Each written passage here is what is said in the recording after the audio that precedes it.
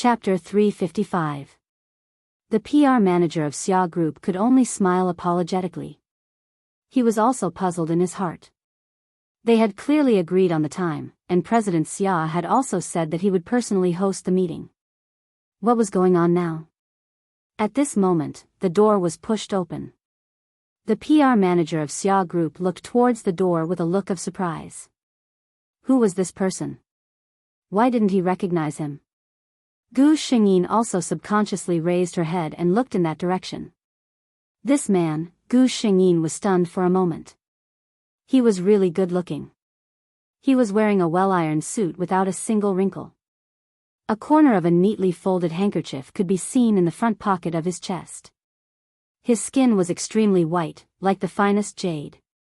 His facial features were so handsome that they could be described as exquisite. No one would mistake his gender. This man's aura was too strong. Almost the moment he entered, the entire conference room fell silent. Gu Xingyin breathed a sigh of relief. She stood up gracefully and said to the man, "May I know who this is?" At this moment, she had already begun to call the system in her mind. System, if this person isn't the president of Xia Group, who is he? The system quickly gave an answer. The head of the Xia family, Fourth Master Xia, Xia Wanjun. Gu Xingyin was shocked. This head of the Xia family, who was known as the Fourth Master, was like a background character in the original plot. He had almost never appeared. He only existed in legends. Xia Wanjun didn't speak. Gu Xingyin knew the person standing beside him. He was a vice president of Xia Group. The smiling and amiable vice president introduced him to Gu Xingyin. This is one of the big directors of Xia Group, Xia Wanjun, Director Xia. This time, the president has something urgent to attend to, so Director Xia is in charge of the cooperation with Long Group. Gu Xingyin was surprised. She didn't know what this person was planning to do this time. She revealed a faint smile and stretched out her right hand. Director Xia, nice to meet you. Xia Wanjun also stretched out his hand. The two hands clasped together. Gu Xingyin realized that this person's hand not only looked like it was made of jade, but it was also slightly cold to the touch. The vice president's eyes almost popped out when he saw this scene. Isn't Master Four a clean freak? He actually shook hands with someone just like that? Since when did the Fourth Master become so careless? Xia Wanjun faintly glanced at this idiot, and the vice president immediately returned to his previous amiable appearance. Xia Wanjun felt it for a moment and came to a conclusion. Gu Xingyin composed herself. No matter what Fourth Master Xia's motive was, she just had to do what she had to do. Both parties had a pleasant conversation. Although Fourth Master Xia was a man of few words, he could always hit the nail on the head. His understanding of the project was no less than that of Gu Xingyin. He was also very satisfied with Gu Xingyin. This woman's style of doing things was direct and efficient, without any sloppiness. It was not in vain that he had specially transferred her away. He thought to himself that this woman was right to break up with her useless distant nephew. That kid Xia Ziqing was really not worthy of her. He had called him a kid, forgetting that he was only a few years older than him. Then, I hope we have a pleasant cooperation this time. Gu Xingyin stood up and stretched out her right hand again. Pleasant cooperation. Xia Wanjun smiled for the first time today. Gu Xingyin left Xia Group in a good mood. Chapter 356. Of course, she was happy. Not only did she have a deal, but she also found her lover. Gu Xingyin felt that she should open a bottle of red wine to celebrate tonight. At this time, the system gave Gu Xingyin an alert. Recording devices have been found in the host's car, the villa's living room, bedroom, garden, and office. Gu Xingyin, didn't this mean that all of her private and public life was exposed to the eyes of others? Find out the owner of these devices immediately. What if it was a rival group that used them to eavesdrop on trade secrets? Gu Xingyin shook her head. She was afraid that it wasn't that simple.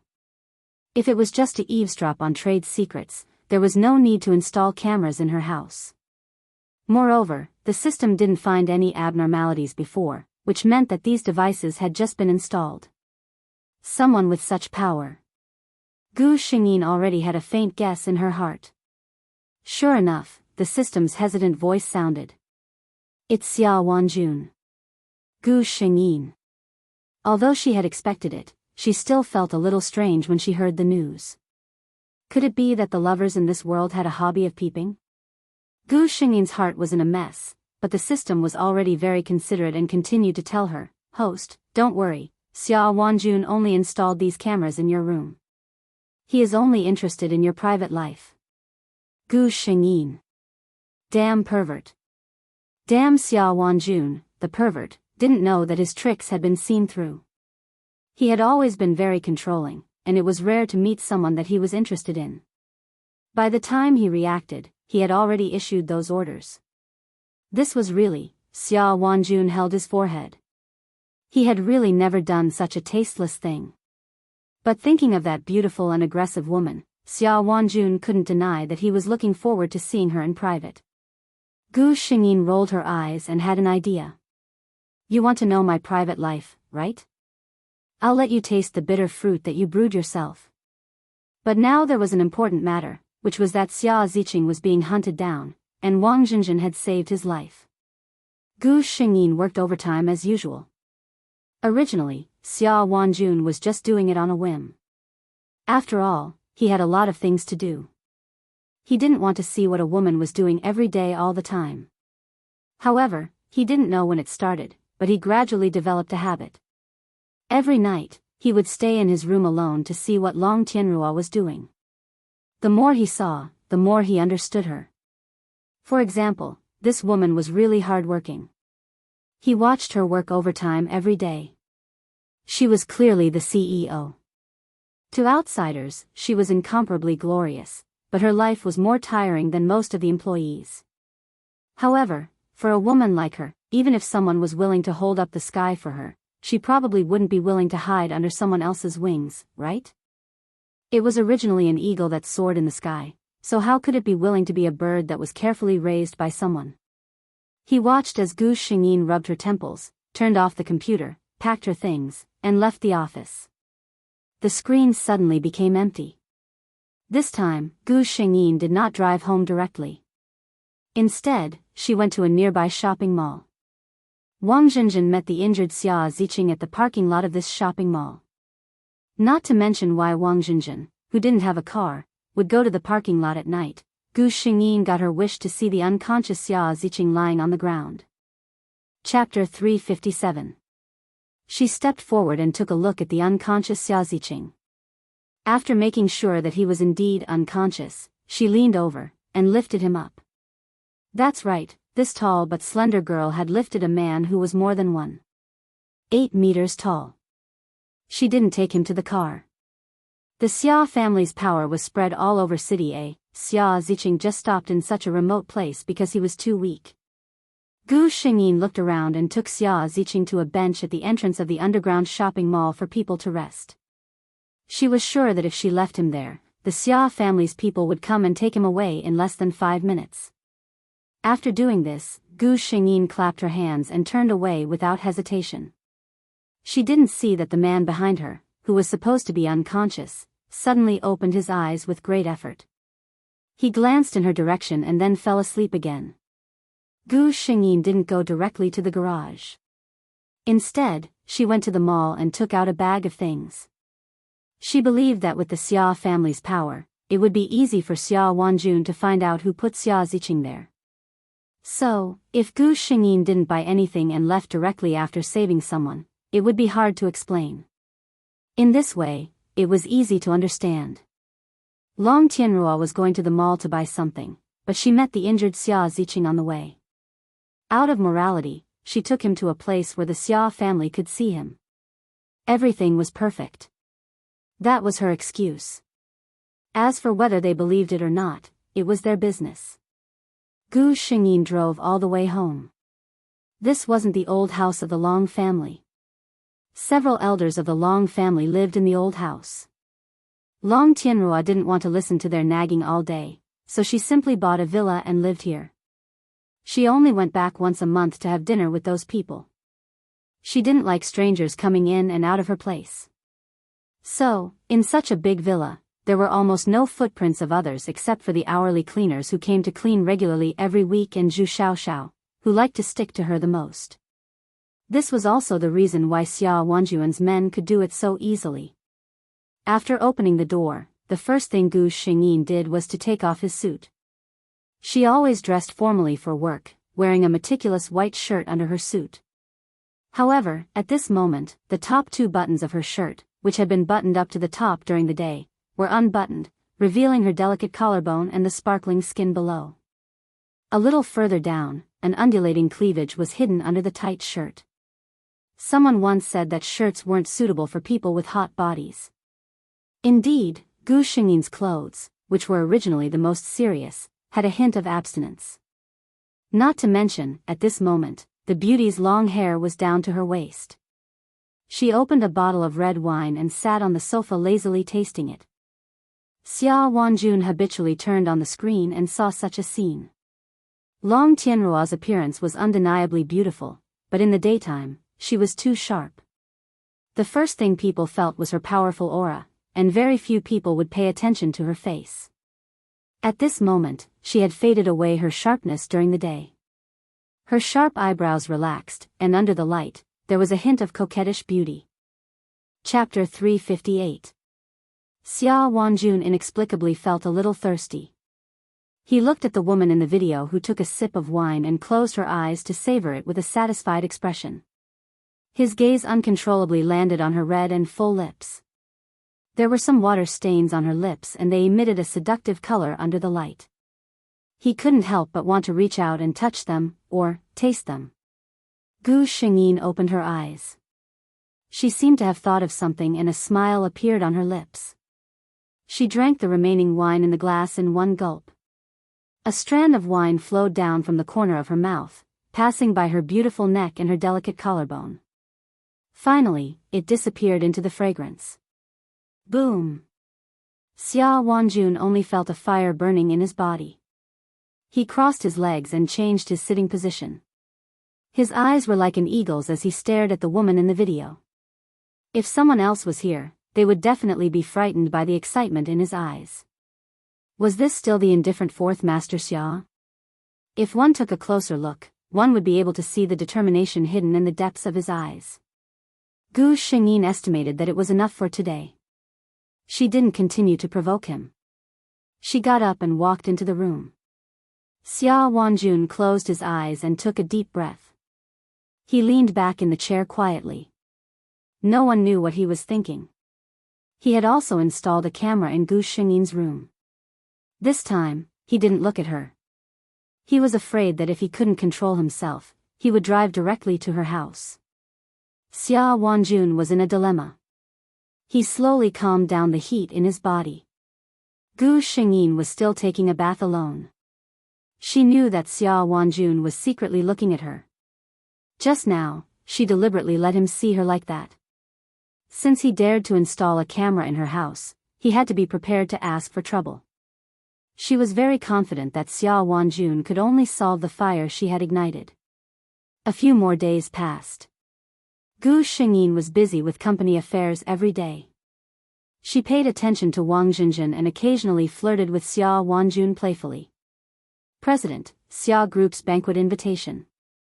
Julie placed a gorgeous gold-stamped invitation on Gu Xingyin's desk. Gu Xingyin glanced at it. It was the engagement party of the daughter of one of the directors of the Xia family. Help me prepare the dress, Gu Xingyin said calmly. Julie was a versatile assistant. Aside from work, she was also in charge of Long Tianruo's daily life. Julie agreed without any surprise. Obviously, this was not the first time she had done this. The original Long Tianruo wasn't a person who would spend too much time on such things. What's more, Julie's aesthetic also met Gu Xingyin's requirements. Soon, the day of the banquet arrived. When Gu Xingyin's car arrived at the hotel, it was already packed with cars. If there were car enthusiasts here, they would probably be excited for a long time. Most of the cars here were luxury cars that were rarely seen. As soon as Gu Xingyin got out of the car, she heard the sound of shutters. She walked forward under the guidance of the waiter without changing her expression. At this time, most of the media waiting outside didn't have the qualification to enter. They could only wait outside and take a few photos of the participants for tomorrow's content. The media with a real background had all been invited to the inner area in a proper manner. As the young master of the Xia family, Xia Ziqing played the role of the host to entertain the distinguished guests. When Long Tianrua entered, he felt something and looked over there. Chapter 359. It wasn't just Xia Ziqing. The moment Gu Xingyin walked in, almost everyone's attention was drawn to her.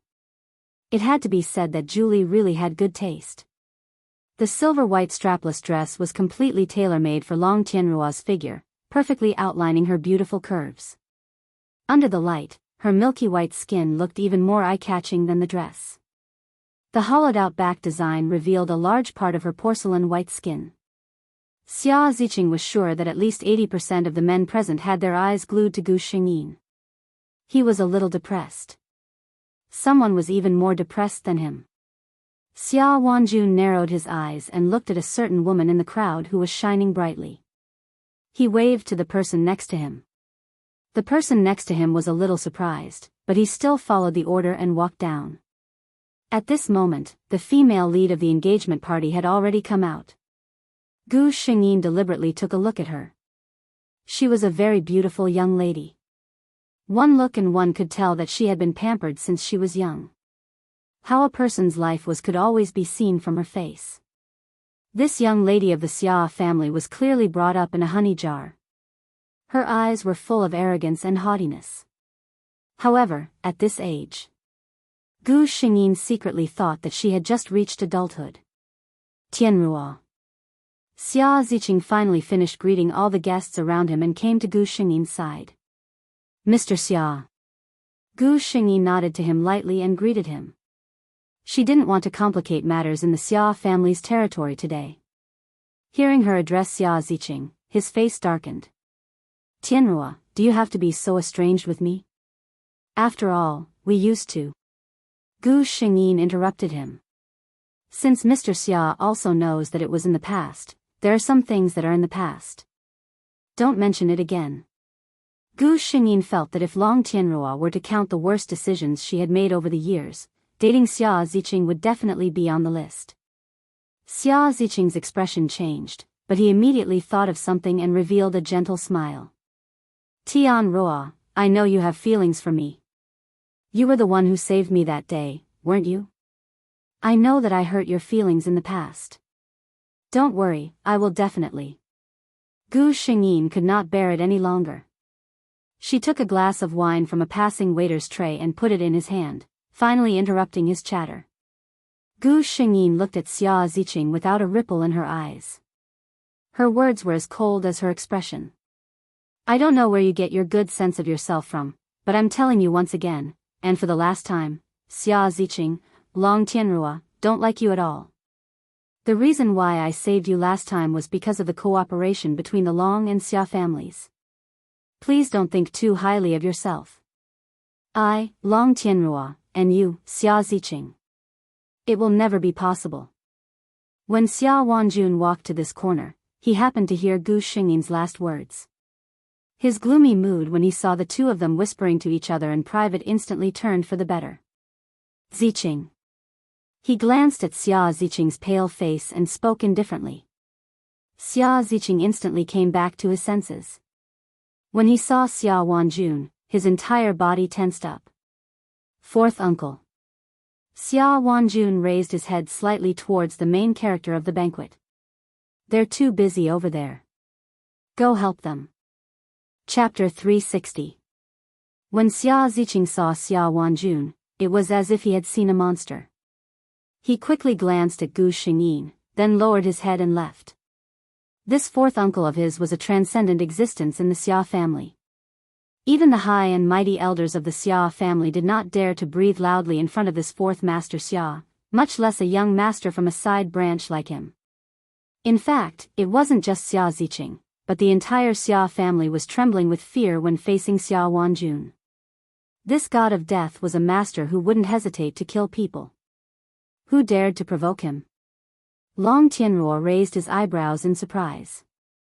So it's the famous fourth master Xia. Tianruo is very lucky to have the fourth master personally come to discuss business. Xia Ziqing called Xia Wanjun his fourth uncle. In the entire Xia family, there was only one person who could be called fourth master. If he continued to play dumb, he would be a fool. Xia Wanjun smiled gently. I've always attached great importance to the cooperation with the Long family. Gu Xingyin suddenly felt a little cold. She unconsciously rubbed her arm with her fingers.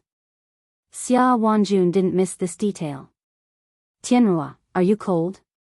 Gu Xingyin looked at him strangely.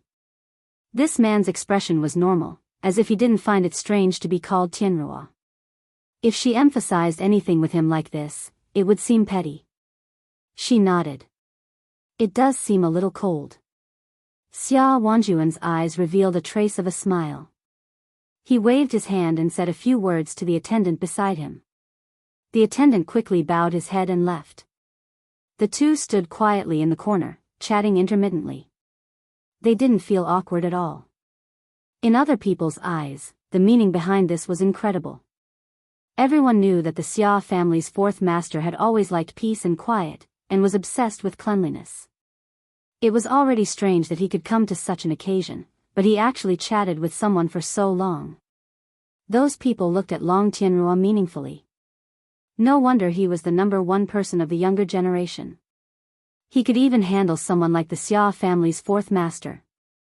There were also many people who looked at the two with ambiguous gazes. One had to admit that Xia Wanjun and Long Tianruo were a perfect couple. Quite a number of people were thinking, could it be that fourth master Xia, who was rumored to not be close to women, finally had feelings for her this time?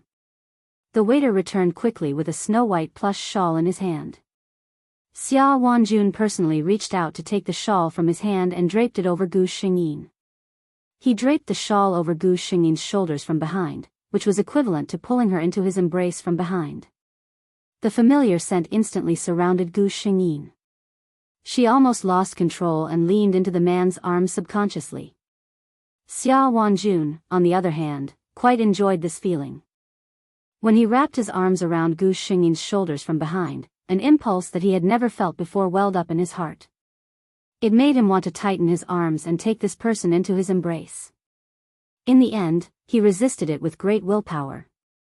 He reluctantly withdrew his hands and took a step back, walking back to his previous position. Very beautiful. He looked at Gu Xingyin and praised. He said this with sincerity.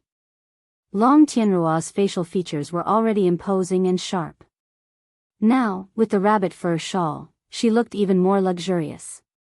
Thank you, fourth master, Gu Xingyin said with a smile as she wrapped the shawl around her and felt the warmth on her body.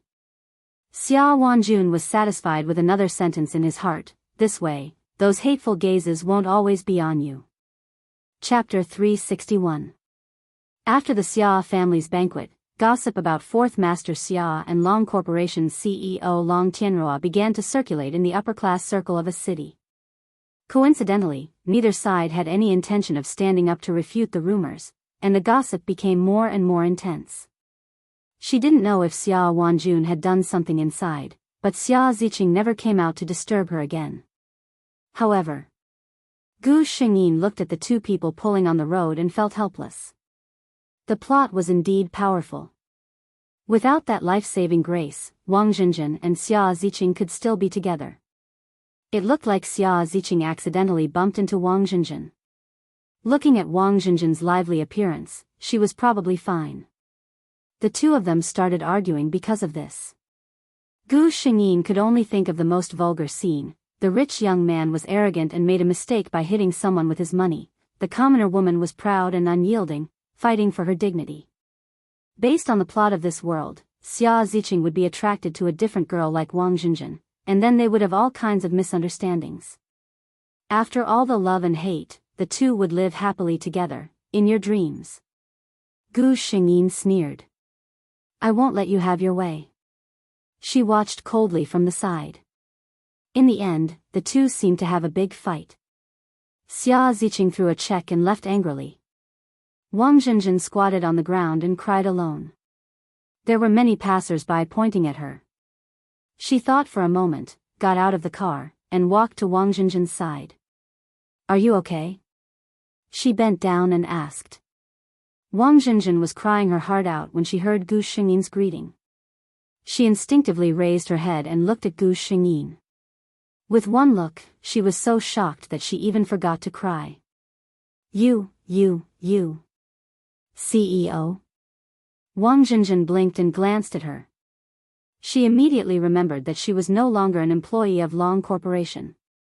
She couldn't help but blush and lower her head. Gu Xingyin handed her a wet tissue and said, "Wipe your face. Your makeup is all smudged from crying." Hearing her say this, Wang Jinjin finally remembered her current image. She hurriedly took the towel and wiped her face. "Thank you, President."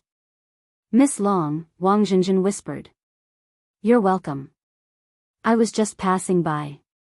After all, you are my former employee." Gu Xingyin's tone was gentle.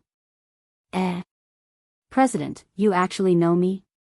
Wang Jinjin was surprised and shouted out the previous address. Gu Xingyin nodded calmly. "I remember that we've met before. Once at the elevator." Wang Jinjin did not expect that Gu Xingyin would still remember their meeting after such a long time. The CEO was not as cold as the rumors made her out to be. She lowered her head and thought. "Are you going home?" Gu Xingyin looked at the bags scattered all over the floor. There were clothes and some snacks inside.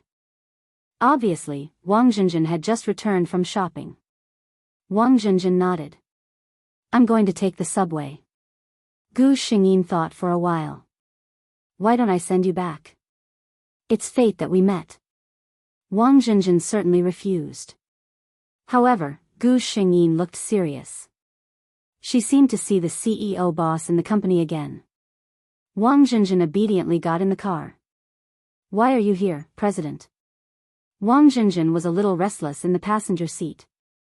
She tried to find a topic to talk about. Gu Xingyin thought, "Of course, I knew that you two met and rushed over." She said indifferently, "I just remembered that I wanted to get something here." Chapter 362. The two of them stopped talking. Gu Xingyin paused and said, "I saw it. You'd better keep the check and don't think about anything else." Wang Jinjin's eyes turned red when she heard this. She glared at Gu Xingyin and said, "I didn't expect you to be such a person.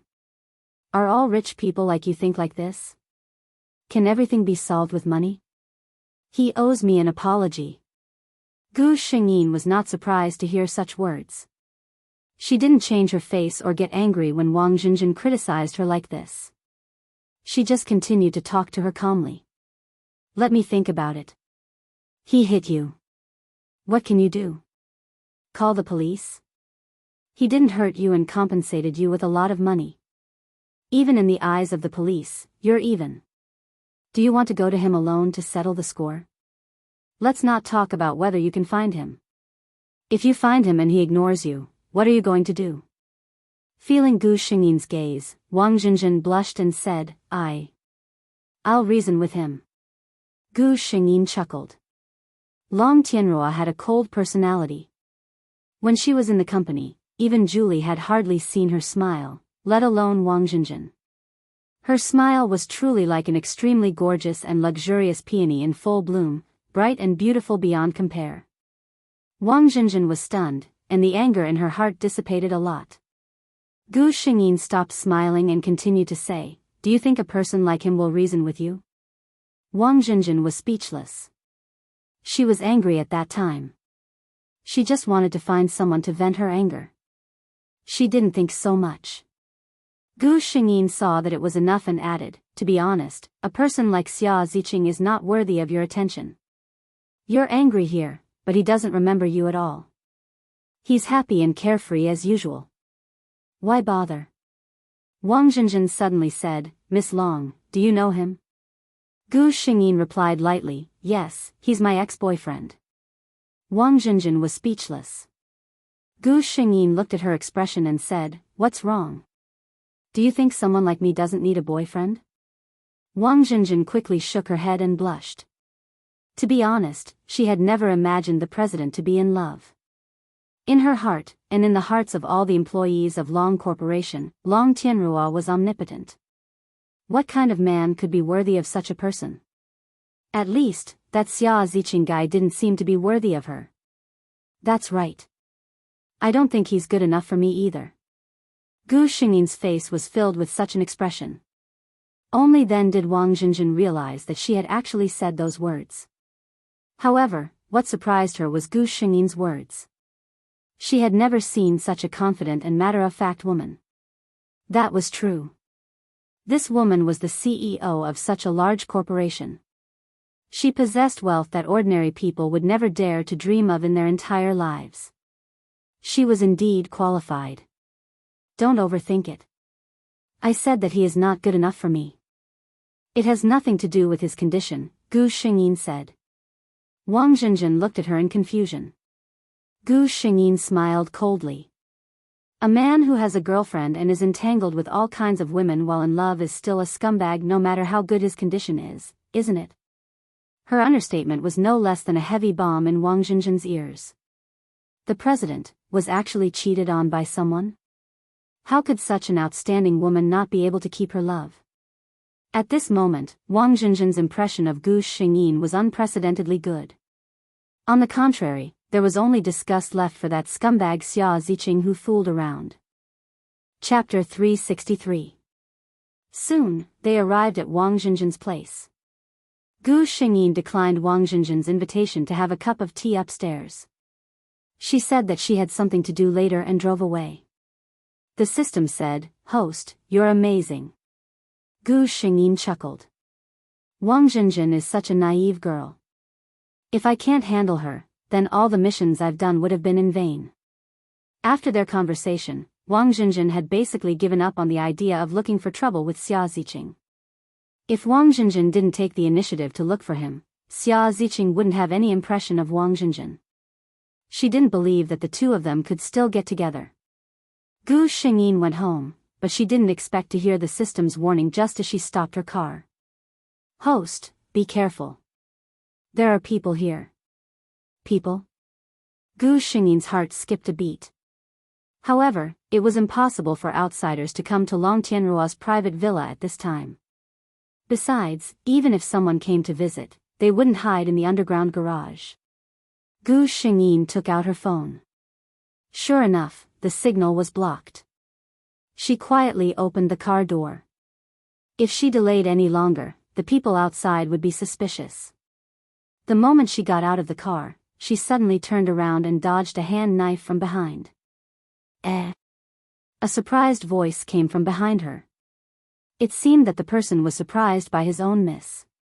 Gu Xingyin smiled coldly. Just as well. She had never had a chance to test her skills in this world.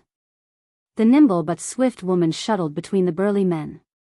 The burly men didn't take her seriously at first, but Gu Xingyin's words piqued their interest. Crack. Gu Xingyin dislocated one of the men's shoulder joints without batting an eyelid. That burly man was also very powerful. He actually managed to endure this kind of pain. The others looked at each other and knew that they had underestimated this young girl's strength. Gu Xingyin suddenly felt an alarm in her heart. She heard the sound of something breaking through the air. She fell to the ground to avoid being hit. But it was still a little too late. A sharp pain came from her left calf, and Gu Xingyin's world suddenly became hazy. Someone walked up and took a look. She fainted. I didn't expect her to be so powerful. Quick, let's get out of here. Xia Wanjun turned on the video out of habit, but he didn't see the familiar figure. Why isn't he back yet? Xia Wanjun frowned. His heart was filled with displeasure. Didn't she know how to take care of her own body? Bored, he began to flip through the pages. Suddenly, his gaze focused on a certain spot, and a storm quietly gathered in his eyes. He clearly saw that Gu Xingyin had already driven into the garage an hour ago, but he did not see her come out. He immediately pulled up all the surveillance cameras and called someone to come in. Fourth Master. It was still the burly man who had always been by his side. Summer Wolf. Go investigate the whereabouts of Long Tianrua for me personally. Xia Wanjuan's voice was soft, but Xia Lang's expression turned solemn. He had been fourth master's subordinate for more than 10 years. Naturally, he could hear the rage hidden under his calm voice. Xia Wanjuan's gaze was fixed on the 4 figures who had snuck into the Long family's villa. His gaze was as cold as ice. When Gu Xingyin woke up, she only felt that her whole body was sore and weak. System. She habitually called out to the system that had been by her side. Chapter 364. Host, I'm here. The system's calm voice came. Where am I now? The system replied, the host is suspected to be kidnapped. Gu Xingyin moved and found that she felt nothing but soreness all over her body. Then the shot she was shot before was probably an anesthetic.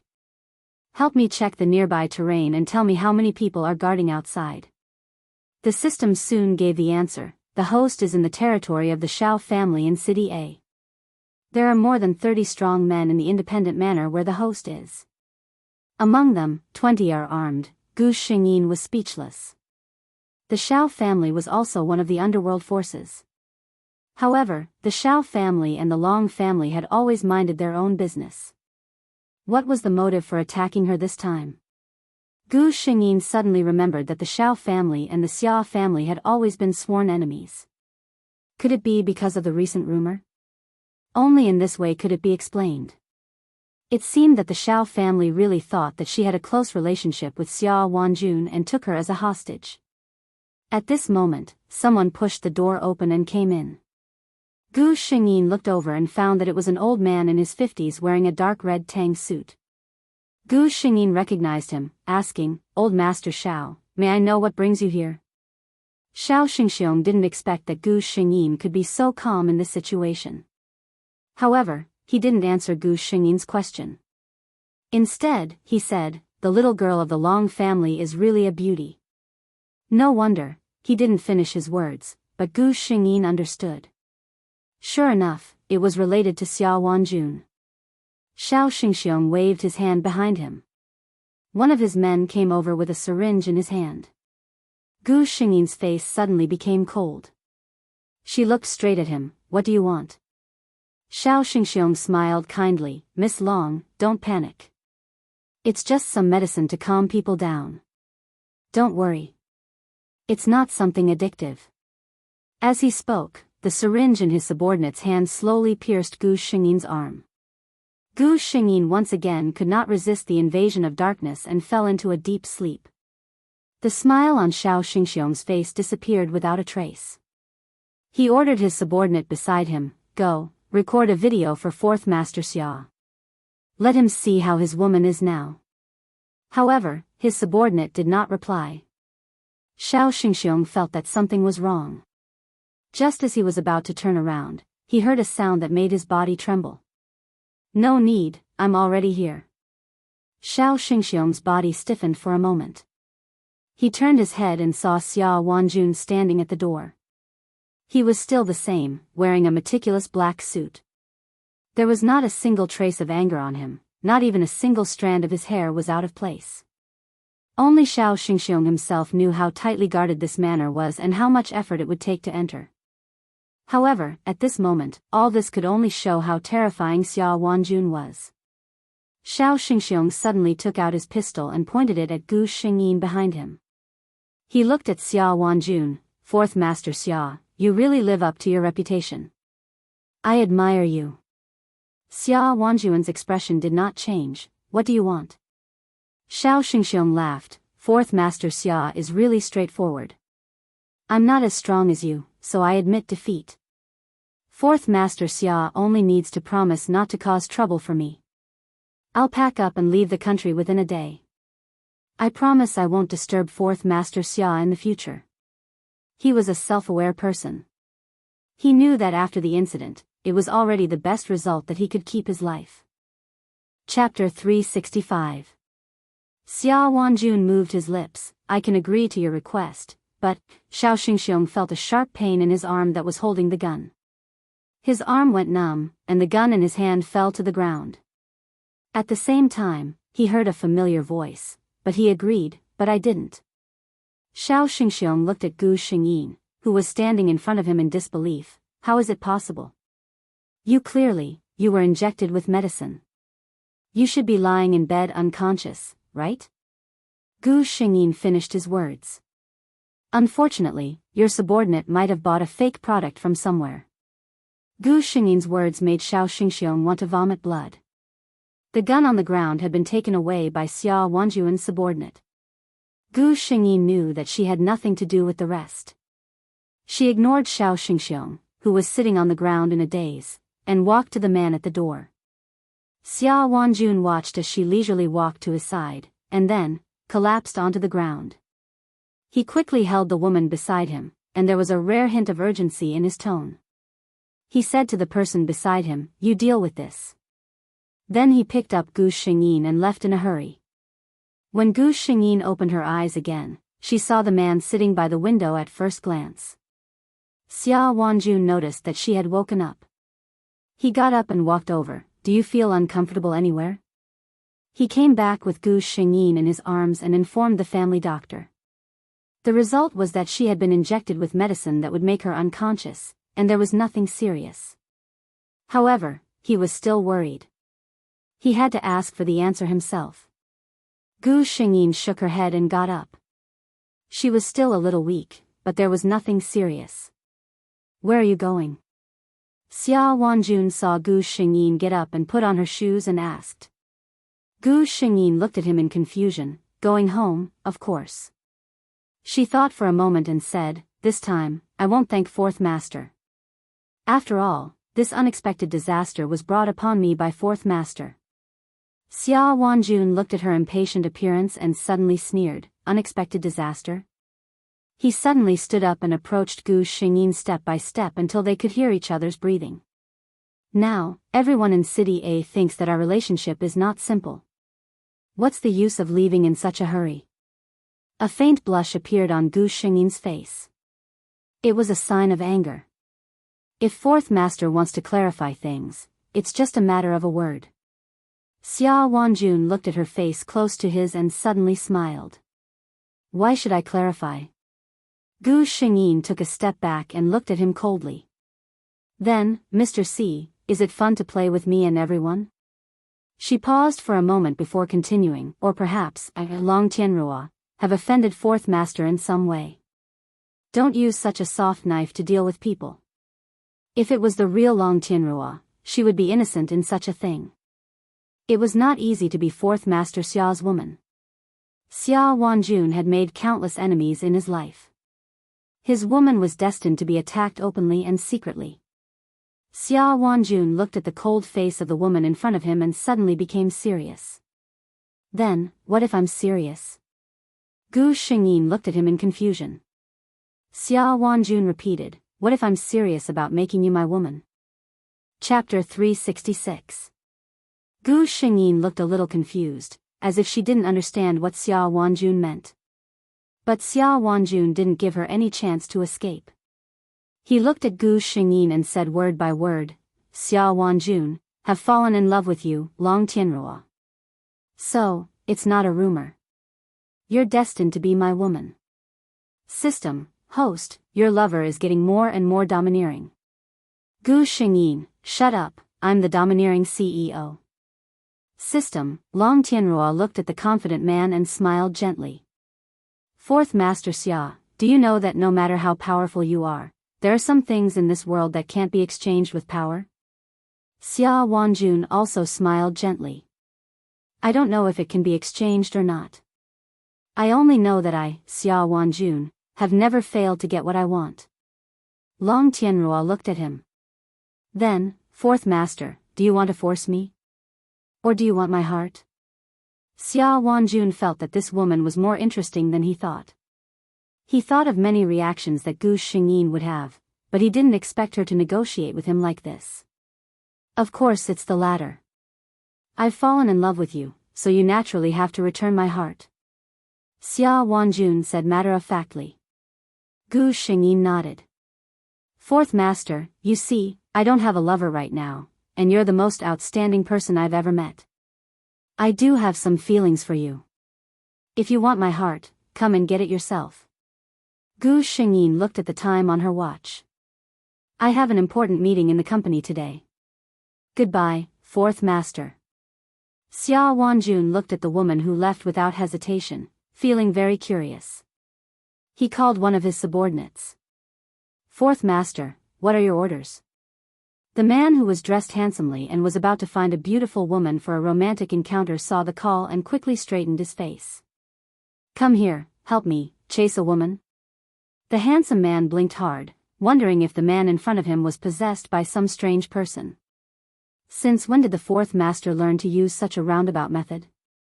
Wasn't it his style to snatch anyone he fancied? No, fourth master had taken a fancy to a woman. Could it be that there was anyone who was unwilling? That's not right either.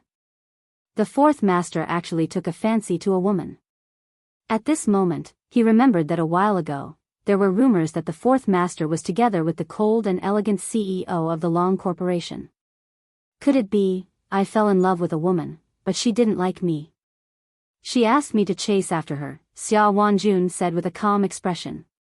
He looked at the handsome man. You're better than me in this aspect. Tell me, how can I do it faster and more efficiently? The handsome man asked cautiously, is it that? Dragons? Xia Wanjun nodded. The handsome man thought for a moment. This president of the Long Corporation has a reputation of being cold and arrogant. Fourth master, it's not that I want to say this, but she must have feelings for you. For a woman to let a man go after her, it's impossible to say that you don't have feelings for her. Xia Wanjun looked at him like he was an idiot. Of course I know she has feelings for me. She admitted it herself. What I'm asking is, how can I chase after her in the fastest way? The handsome man, fourth master, she has already said that she has feelings for you.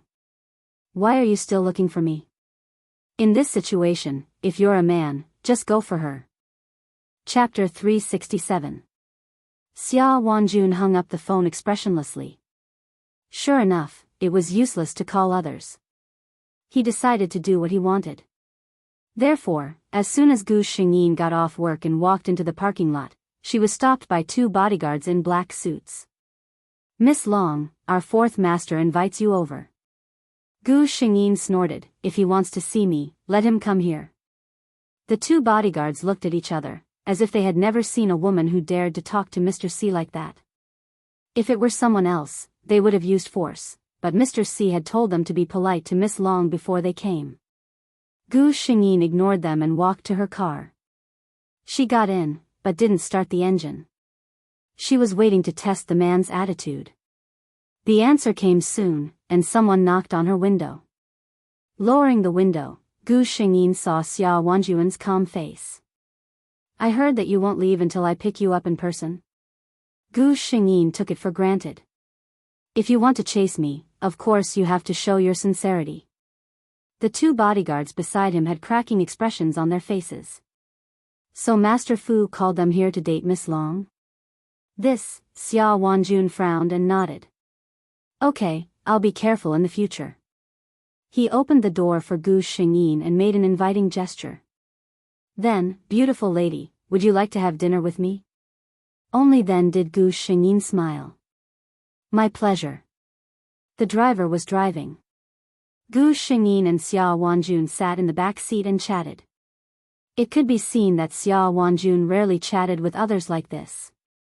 Considering the rumor that Mr. C liked to be quiet, Gu Shengyin understood. Long Tianrua wasn't a talkative person, and they often had a gap in their words. Even the driver sitting in front felt embarrassed for them. However, the two people involved did not feel that there was anything wrong with it. Gu Shengyin had reincarnated many times with his lover, so he was very familiar with this man's soul. Even if he was just sitting there quietly, it would be very natural for him, and he would not feel awkward at all. On the contrary, Xia Wanjun was indeed very curious about this feeling. He was a quiet person by nature, especially after the Xia family gained power. No one dared to disturb him. It had been a long time since he had experienced the feeling of being in a narrow space with others. He originally thought that he would not be used to it, but the result was surprising. He could feel the presence of the woman beside him. Her figure, her faint fragrance, and even her breath were close to him, but he didn't feel anything strange. On the contrary, he was even a little happy. Is this the feeling of liking someone? That was what Xia Wanjun thought. He felt that it was not bad. It was their first date, and both of them had a good impression of each other. Gu Xingyin did not feel uncomfortable at all because she was facing her lover. Xia Wanjun felt that his performance was good, and there was nothing wrong with it. He was very satisfied that Gu Xingyin was relaxed in front of him, which meant that she was also satisfied in her heart. Mr. C came to such a conclusion. However, in the eyes of outsiders, their dinner was like this: the two of them had almost no expression during the whole meal. They ate quietly, and there was no other communication except for 2 clinks of glasses. They really carried out the principle of not talking while eating. Is this really a date? The driver and bodyguard next to them was confused. Chapter 368. However, in the midst of the chauffeur's confusion, the relationship between the two slowly deepened. As for the relationship between the Long Corporation's CEO and the Xia family's 4th master, everyone went from being surprised and curious to taking it for granted. Of course, there were also some people who couldn't figure it out. For example, the person in front of them. Xia Ziqing's life had not been very good recently. His parents had become unprecedentedly strict with their son. Not to mention not allowing him to enter those romantic places, even his daily whereabouts were strictly controlled. Therefore, he had been very isolated recently. By the time he heard the news about Gu Xingyin and the Xia family's 4th master, it was already time for everyone to know. Without hesitation, he drove to find Gu Xingyin. Is this your choice? Xia Ziqing looked at Gu Xingyin with painful eyes. He really liked Long Tianrua. It could be said that he, Xia Ziqing, had never liked a woman so much in his life. But Long Tianrua didn't believe that he liked her, or his actions made it impossible for others to believe. Gu Xingyin didn't directly answer his question. Mr. Xia, in what position are you asking me such a question? I remember that I have said more than once that we have nothing to do with each other. Xia Ziqing looked at Gu Xingyin earnestly. Listen to me, Tianrua. I know that it was my fault that we broke up. I am a scum. You are free to have a new relationship, and I have no right to interfere. But 4th uncle, believe me, he is really not suitable for you. Gu Xingyin was surprised. She never thought that this scum would be so self-aware. She nodded. I am very happy, Xia Ziqing. You have finally recognized your scum. I agree with the first half of what you said. As for the second half, whether they are suitable or not, it is up to the two of them. It is not up to you to decide. Her words made it clear that she wouldn't listen to his advice. Xia Ziqing was anxious and said to her, Tianrua, you have to believe me. I will not lie to you. Do you really know what kind of person the Xia family's 4th master is? You are just a clean businessman. You only see his elegant appearance. You don't know how much blood he has stained his hands. You. Do you have a problem with me?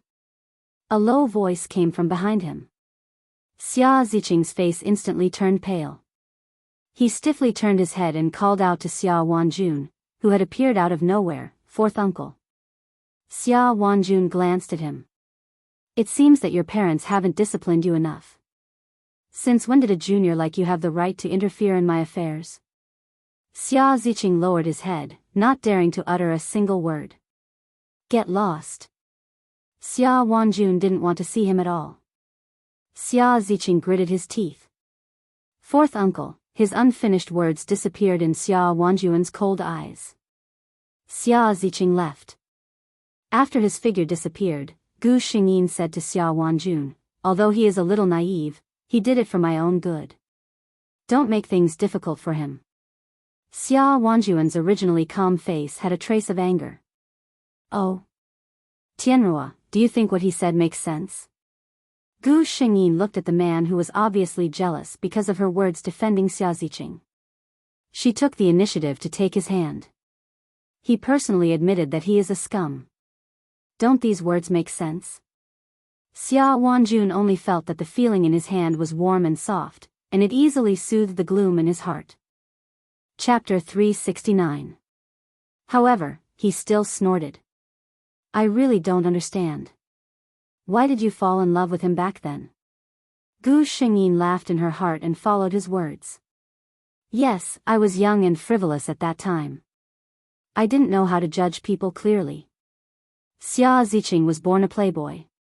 How could he compare to you, Master C, who was considerate and devoted? Xia Ziqing glared at him. How dare you make fun of me? Although he said that, he didn't let go of Gu Shengyin's hand. Gu Shengyin had already seen through the man's nature. How could she be afraid of his anger? She was just a little bit of a spoiled child, and the man couldn't do anything to her. The two got into the car and left in a harmonious atmosphere. After the two cars disappeared, Xia Ziqing's soulless figure finally appeared behind a huge pillar not far away. He had never seen Tian Ruo smile so happily in front of him. She even took the initiative to hold Uncle C's hand. It seemed that she was acting spoiled with him. He had never seen his fourth uncle so close to a woman before. He looked at his fourth uncle's angry yet helpless expression. Maybe Uncle C himself didn't know how much he doted on Tian Ruo when he looked at her. Maybe he was really wrong. Uncle C really liked Tian Ruo. The two of them were very happy together. And he thought that the two of them weren't suitable based on his subjective conjecture. Forget it. Xia Ziqing finally laughed dejectedly. Tian Ruo was right.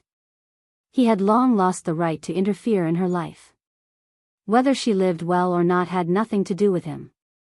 Xia Ziqing, who was depressed, ignored his parents' ban and ran to the nearest bar to get drunk. When he returned, he found that his money had been plundered by a few gangsters in an alley. Before he left, they kicked him a few times. Damn drunkard. Wang Zhenjin, who had found a new job, happened to pass by. She couldn't bear to see him like this. She took him to a nearby hotel, paid for one night, and ordered some food before leaving. Of course, when she left, she had already recognized this person as the scum of the rich second generation who had run her over with his car. Before she left, she could not help but kick him twice. Humph, this is retribution indeed. We're even now. After kicking him twice, Wang Zhenjin vented her anger and left directly. What she didn't know was that Xia Ziqing, who had been awake for a short while, happened to see her kick. As a result, Gu Shengyin, who was preparing to fall in love with her lover, received news that the two of them were in contact again. We can even meet each other like this? Gu Shengyin was completely convinced by the plot. Was it really necessary to bring the two of them together? Gu Shengyin decided not to ruin it. Xia Ziqing's previous words showed that he had finally thought it through. As long as he stopped thinking about her, she didn't care who he was with. As for Wang Zhenjin, Gu Shengyin had already told her what kind of person Xia Ziqing was. She had also made it clear that she disdained men. If she was a sensible person, she should know that Gu Shengyin was not a threat to her. If she really didn't understand. Gu Shengyin's eyes flashed coldly. Of course, it was too early to say. Now that the two of them had just met, it was still a question whether Wang Zhenjin could successfully be with Xia Ziqing. Chapter 370. Reality proved that Gu Shengyin's premonition was right. When she and Xia Wanjun officially established their relationship, she received a notification from the system. Xia Ziqing and Wang Zhenjin were together. At this time, Gu Shengyin was sitting in Xia Wanjun's villa. In front of her were dozens of people holding gowns in their hands. The fourth master of the Xia family was swift and decisive. The day after Gu Shengyin relented and the two of them officially established their relationship, he released the news of their engagement. No one in the Long family dared to oppose Long Tianruo's decision. Moreover, Long Tianruo and fourth master Xia's marriage wouldn't do any harm to the Long family. The elders of the Long family were all happy to see this happen. As for the Xia family, they had to agree to Fourth Master Xia's decision, whether they agreed or not. Gu Xingyin randomly picked a gown. It wasn't that she was being casual. These gowns were all custom-made by the world's top designers according to her figure. Each one of them was beautiful and unique. Any one of them would be a treasure that countless socialites would be envious of if they took it out. She changed into the gown. During this time, Xia Wanjun sat there and watched her. He was dressed as usual in a pure black custom-made suit. This man was as meticulous as his suit in some aspects. Gu Xingyin walked out. The people around her all praised her. Only Xia Wanjun stared at her for a while and frowned slightly. What's wrong? Gu Xingyin asked, sensing his dissatisfaction. She looked at herself in the mirror. This blue gown was indeed beautiful. Xia Wanjun looked at her chest that couldn't be hidden. He didn't say anything. He just stood up and picked out a white gown. Try this. Gu Xingyin was a little confused when she took it, but when she put it on, she instantly understood what the man meant. She couldn't help but laugh at the man's pettiness. Compared to the blue gown, this white gown was indeed conservative. As expected, Gu Xingyin walked out and saw the man's satisfied gaze. That's good, said Xia Wanjun. Gu Xingyin did not expose his thoughts. Anyway, it was just trying on a dress. As long as the lover was happy, it was fine. It was the engagement party of the fourth master of the Xia family, and his fiancée was the president of the Long group. Basically, all the famous people in City A were present. Wang Jinjin was now considered Xia Ziqing's official girlfriend, so of course, she came along. When she saw Gu Xingyin, her eyes were filled with envy and yearning.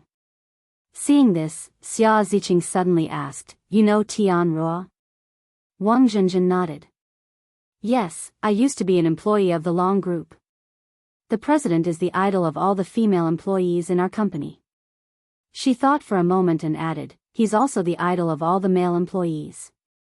Xia Ziqing was dazed for a moment as he looked at the woman who would always be the center of attention no matter how many people there were.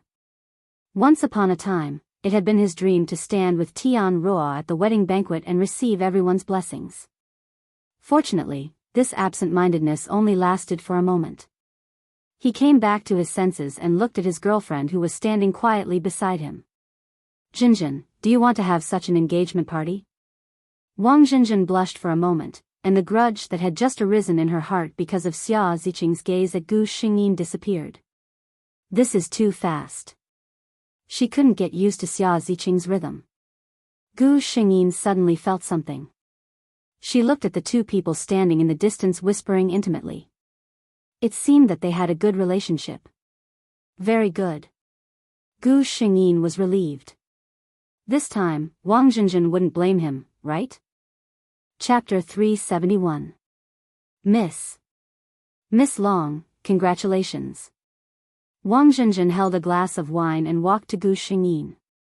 Gu Xingyin knew the plot, so she naturally knew Wang Jinjin's character. In fact, this girl had always felt inferior, especially after being with Xia Ziqing. She often came into contact with things she had never encountered before, which made her feel very ignorant. At this time, it was not easy for her to summon up the courage to come to her side and give her a blessing. Thank you. Gu Xingyin smiled and clinked glasses with her. Facing Gu Xingyin, Wang Jinjin was actually very embarrassed. She knew that Xia Ziqing was her ex-boyfriend, and Gu Xingyin had also told her what kind of person her ex-boyfriend was. In the end, she still chose to be with him, which made her feel like she had brushed away his good intentions. Do you blame me? She finally asked this question. In such an occasion, apart from Xia Ziqing, only Gu Xingyin could say a few words to her. Gu Xingyin suddenly laughed. What right do I have to blame you? Xia Ziqing and I have broken up long ago. It's normal for us to look for a new relationship. Don't you see that I'm already engaged? As for you choosing Xia Ziqing in the end. She looked at Wang Jinjin seriously. Everyone should be responsible for their own choices. Jinjin, I'm here. I wish you happiness. Wang Jinjin looked at Gu Xingyin. She could feel that Gu Xingyin's words were sincere. She raised the glass in her hand. Thank you. At this time, she saw Gu Xingyin's fiancé coming over. Wang Zhenjin had heard of this man from Xia Ziqing. He was said to be a powerful figure. Even someone like Xia Ziqing was nothing in front of him. She was a little curious about how Gu Xingyin got along with such a man. Are you tired? She heard the man ask. Of course I'm tired. My feet hurt. It's all your fault. You chose this dress, and now I can only wear such high heels. Gu Xingyin complained to the man. I'll let the banquet end early. The man wrapped his arm around Gu Xingyin's waist so that she could lean on him. Accompanied by vague words, the two figures walked further and further away.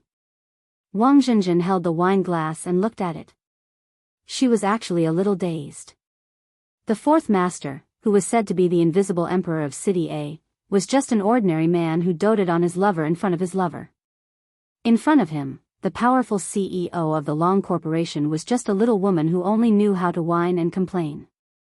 Wang Zhenjin recalled how she couldn't let go of her feelings for Xia Ziqing. She always felt that she wasn't good enough for him, which often made Xia Ziqing very irritated.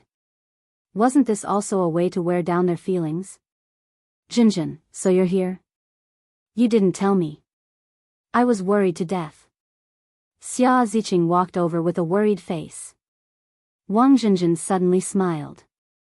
She quickened her pace and walked to the man's side. Ziqing, I'm a little cold. Hearing this, Xia Ziqing took off his jacket and put it on her shoulder. Bear with it a little longer. The banquet will be over soon.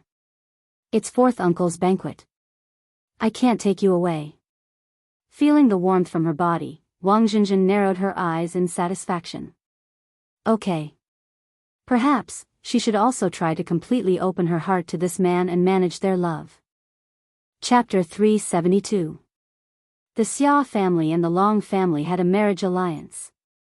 That grand engagement banquet had been talked about for a long time.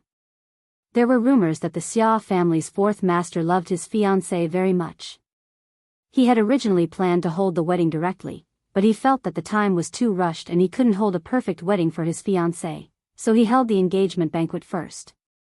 There were also people who said that the Long family and the Xia family were just a strong alliance. How could there be any true love in this kind of marriage alliance between rich and powerful families? It was just a show for others to see. Just wait and see, in less than a year, there would definitely be all kinds of gossip. However, no matter what outsiders said, it was just the two of them living their lives together. Now, the fourth master, who was rumored to be ruthless and iron-blooded, was in the kitchen cooking dinner for two people. Gu Xingyin was very surprised that Xia Wanjun knew how to cook. For such a man, no one could imagine him washing his hands to make soup. Gu Xingyin actually knew how to cook, and thanks to the system, her cooking skills were not worse than the average chef.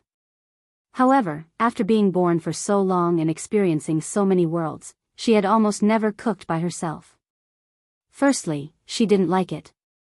Secondly, with her identity in every world, there was almost never a time when she could use it. She was very satisfied with this. However, what surprised her was that her lover, who had an extremely powerful background in every life, had cooked for her in several lives. I didn't expect that the fourth master would actually cook by himself. Gu Xingyin said with emotion. Xia Wanjun handed the bowl of rice to her and sat down. This is nothing. When the Xia family's fourth master was young, he was just a child who wasn't liked by his parents. His parents were married by the Xia family. After giving birth to him, the heir, they separated and lived separately. Xia Wanjun only had an empty villa and a bunch of servants with him since he was young.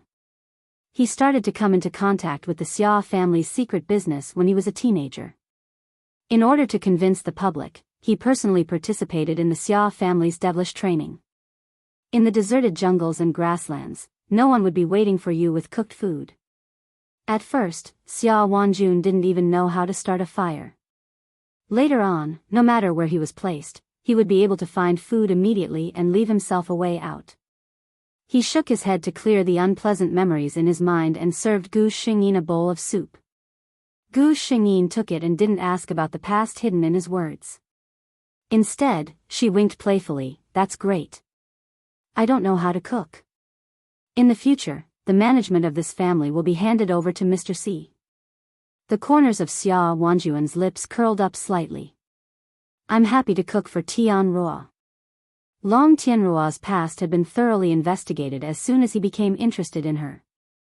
Unlike her, she had always been the treasure in her parents' hearts, the pearl in their palm, since she was born. The biggest blow this young miss had suffered in her life was when her parents had met with an accident. She had to shoulder the entire Long family by herself. She had learned all kinds of things, but she had never come into contact with basic necessities. Before her parents' accident, she didn't need it. After her parents' accident, she didn't have the time at all. That's good. Xia Wanjun thought in his heart. Her life had been smooth sailing. There was no need for her to waste time on these worldly things. He was happy to pamper her and protect her.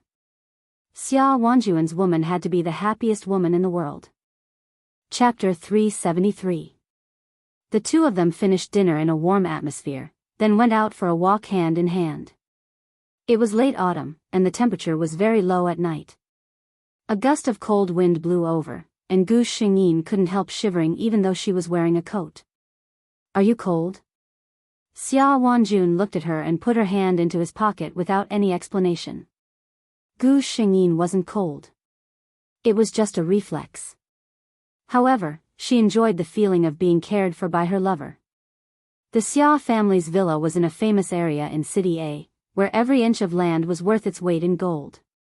Gu Xingyin looked around and suddenly kissed Xia Wanjun on the face. "I won't be cold if you kiss me too." She winked at the man mischievously. Xia Wanjun turned around and looked at her, but he didn't move.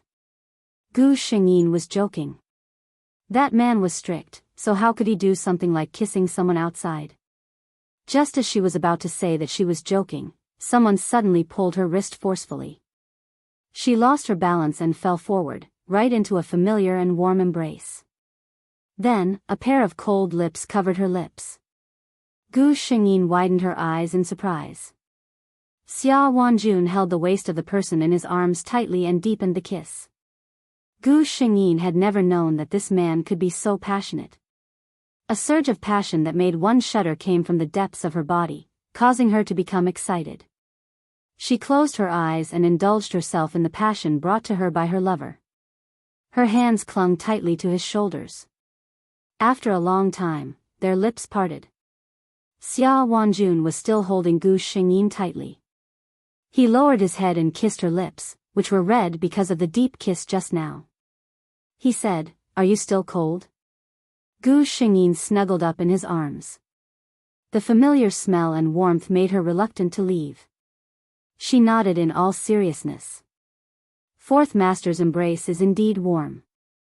Xia Wanjun laughed when he heard that. The Xia family's fourth master was extremely good-looking. His facial features were as if they were carved from jade, and he had a kind of elegant handsomeness. However, due to his imposing manner, no one dared to stare closely at his face. His smile made Gu Xingyin feel a trace of surprise. Gu Xingyin couldn't help but reach out and caress his face. She sighed with emotion. "Fortunately, you don't smile often. Otherwise, how many love rivals would I have to get rid of?" Xia Wanjun held her hand and kissed it gently. "I'll only smile for you." This silly girl, didn't she know that he had also secretly sent away countless young masters who coveted beauties? However, it was better not to tell her about this. Fourth Master Xia, who had already retracted his smile, thought expressionlessly. The two of them returned home sweetly. At this time, the two of them were not married yet, but Gu Xingyin had already been taken home by a certain man, who said, "I have too many enemies. As my fiancé, it's not safe for you to live alone outside." Gu Xingyin finished showering and walked out in a bathrobe with wet hair wrapped around her long hair. She saw the man sitting on the edge of the bed at a glance. "What's the matter?" Gu Xingyin asked in surprise. Although the two of them lived in the same house, they did not sleep together. In some aspects, Xia Wanjun could be considered a gentleman. Xia Wanjun's gaze slowly swept over her body. Gu Shengyin had an inexplicable bad feeling. Sure enough, a certain man slowly said, "You didn't think that after teasing me like that, it would end just like that, did you? Please punch the card, smile." Chapter 374. Gu Shengyin and Xia Wanjun lived a sweet life. Neither of them were romantic people, but they always inadvertently showed off to others. Gu Shengyin also took the time to pay attention to Xia Ziqing and Wang Zhenjin. It turned out that human nature really couldn't be changed. Did you say that Xia Ziqing didn't love Wang Zhenjin? He loved her very much and was willing to marry her. He wanted to spend the rest of his life with her, even at the expense of turning against his family for her. But if he really loved her, not long after they were together, he reverted to his old ways and never stopped having women around him.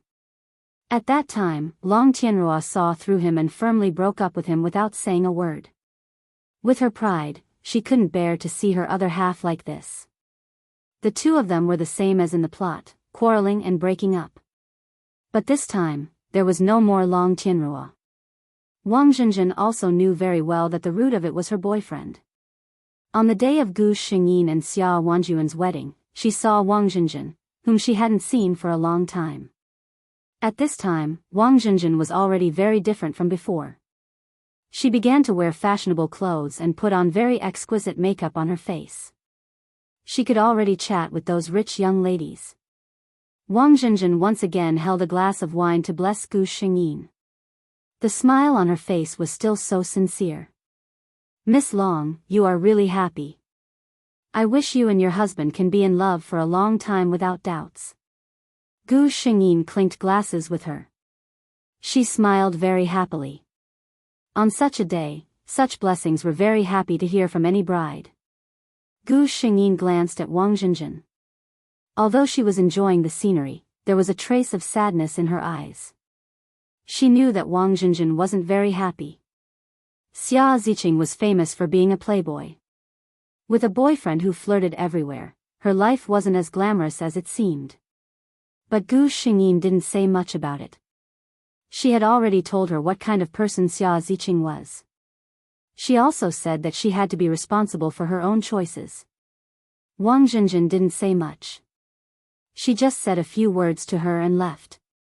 When Gu Shengyin saw Wang Zhenjin again, there was already a little life in her belly.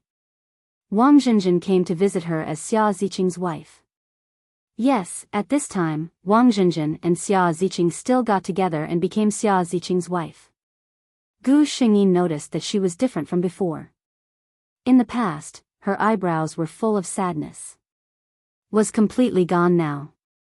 She knew how to enjoy herself and how to dress up. She was no different from those noble ladies. She said to Gu Shengyin, "Miss Long, I really envy you.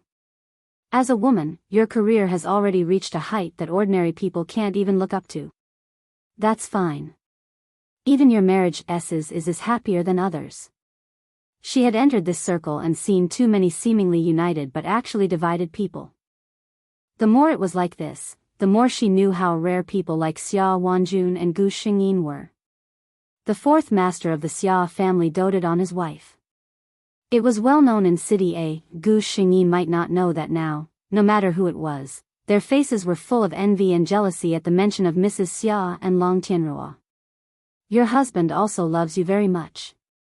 Gu Shengyin could only say this. Wang Zhenjin heard this and laughed. "Ziqing, you should know better than me what kind of person he is. It's true that he loves me, but his heart is very big. He can accommodate more than just me. I'm not as decisive as you. I love him and can't let him go. Let's just continue like this." Chapter 375. Ling Yi was a recent upstart in City A's shopping malls. He had built such a huge company from scratch.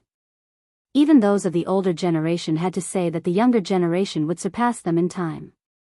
However, it was only this year that he was qualified to receive an invitation from the Xia family. Today was the birthday party of the fourth master of the Xia family's little princess. Ling Yi had never seen the fourth master of the Xia family, but he had heard of his name more than once. No matter who it was, this name would always come with a sentence. This was someone who could not be provoked. Ling Yi was very curious about him. He could go from being poor to where he was now. Naturally, his EQ was not low.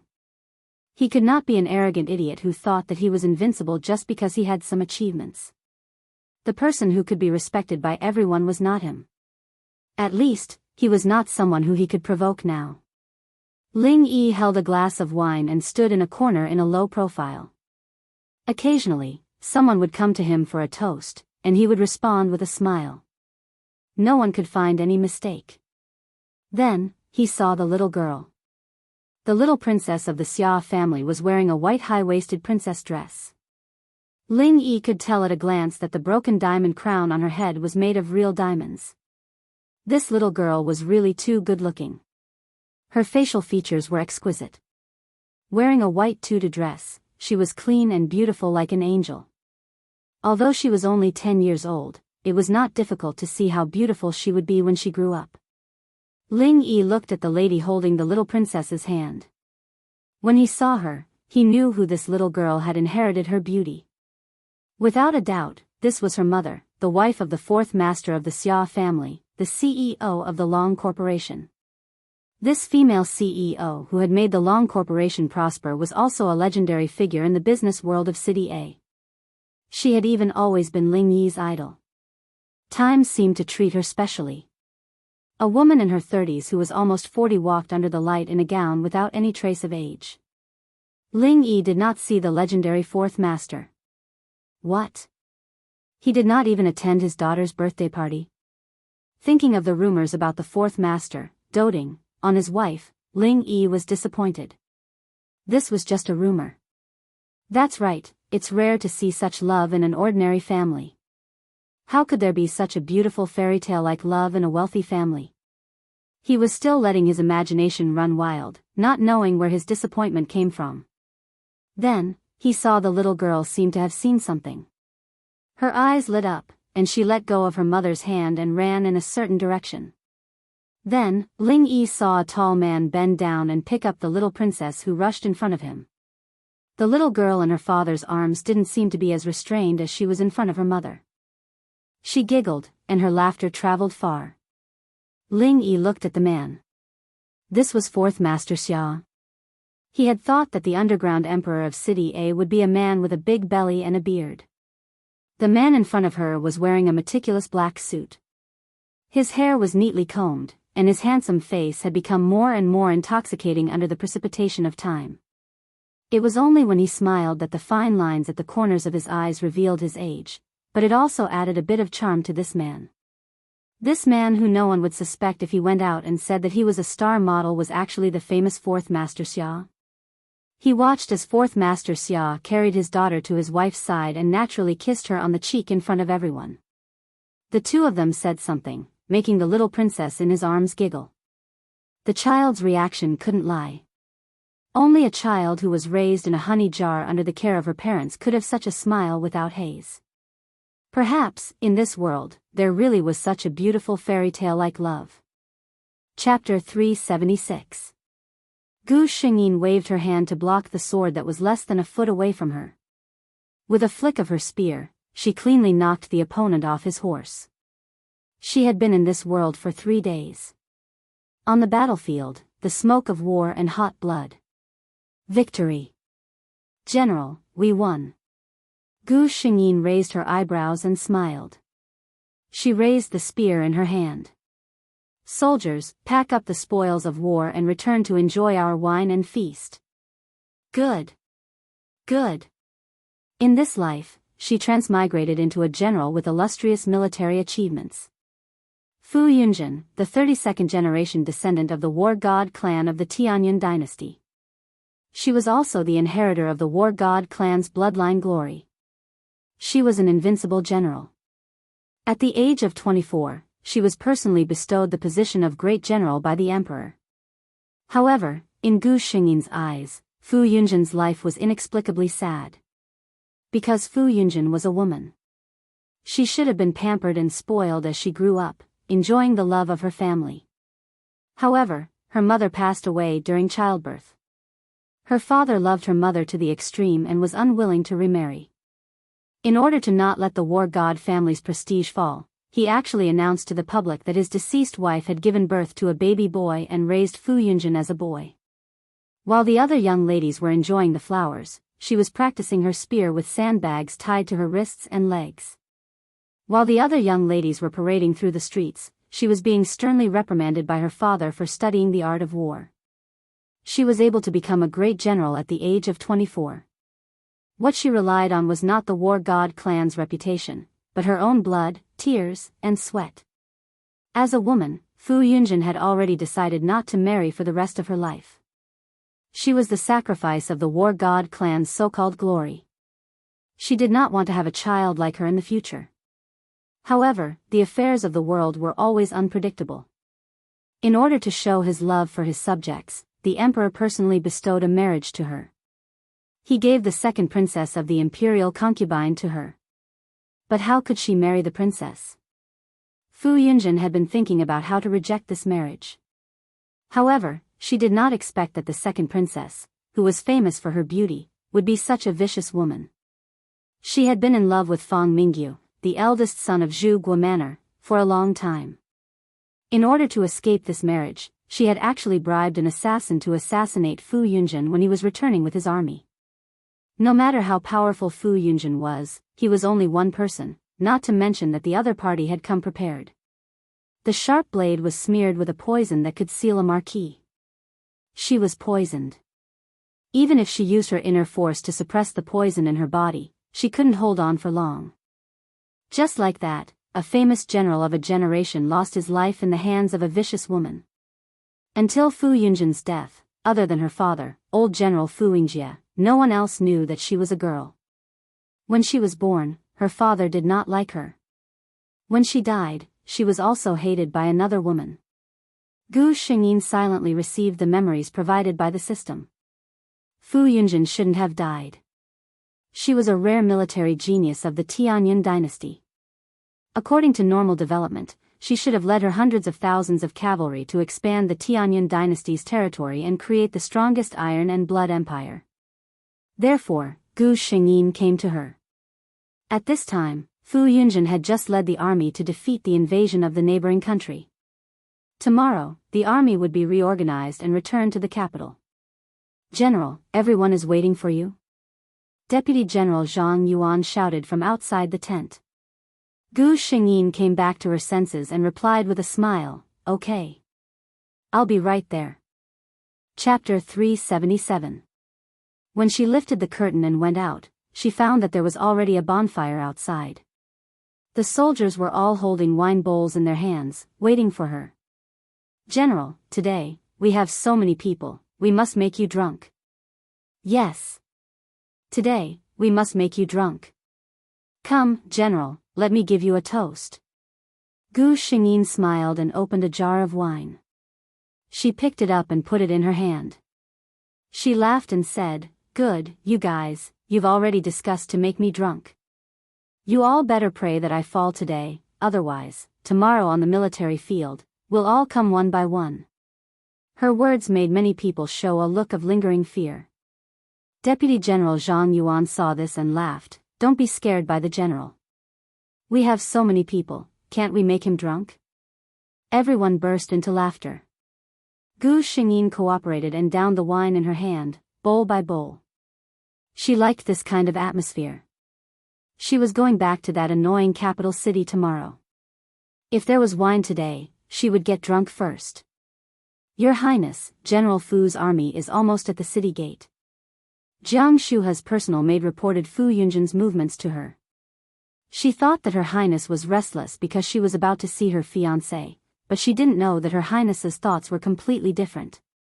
Jiang Shuha's handkerchief was tightly clenched. She was still a little scared. She knew that her imperial father trusted Fu Yunjin and even praised him as an important minister of the country. If her imperial father knew what she did, Jiang Shuha's face turned pale. No matter how much she was doted on, her imperial father could still cripple her. For a moment, she had the intention to cancel this assassination.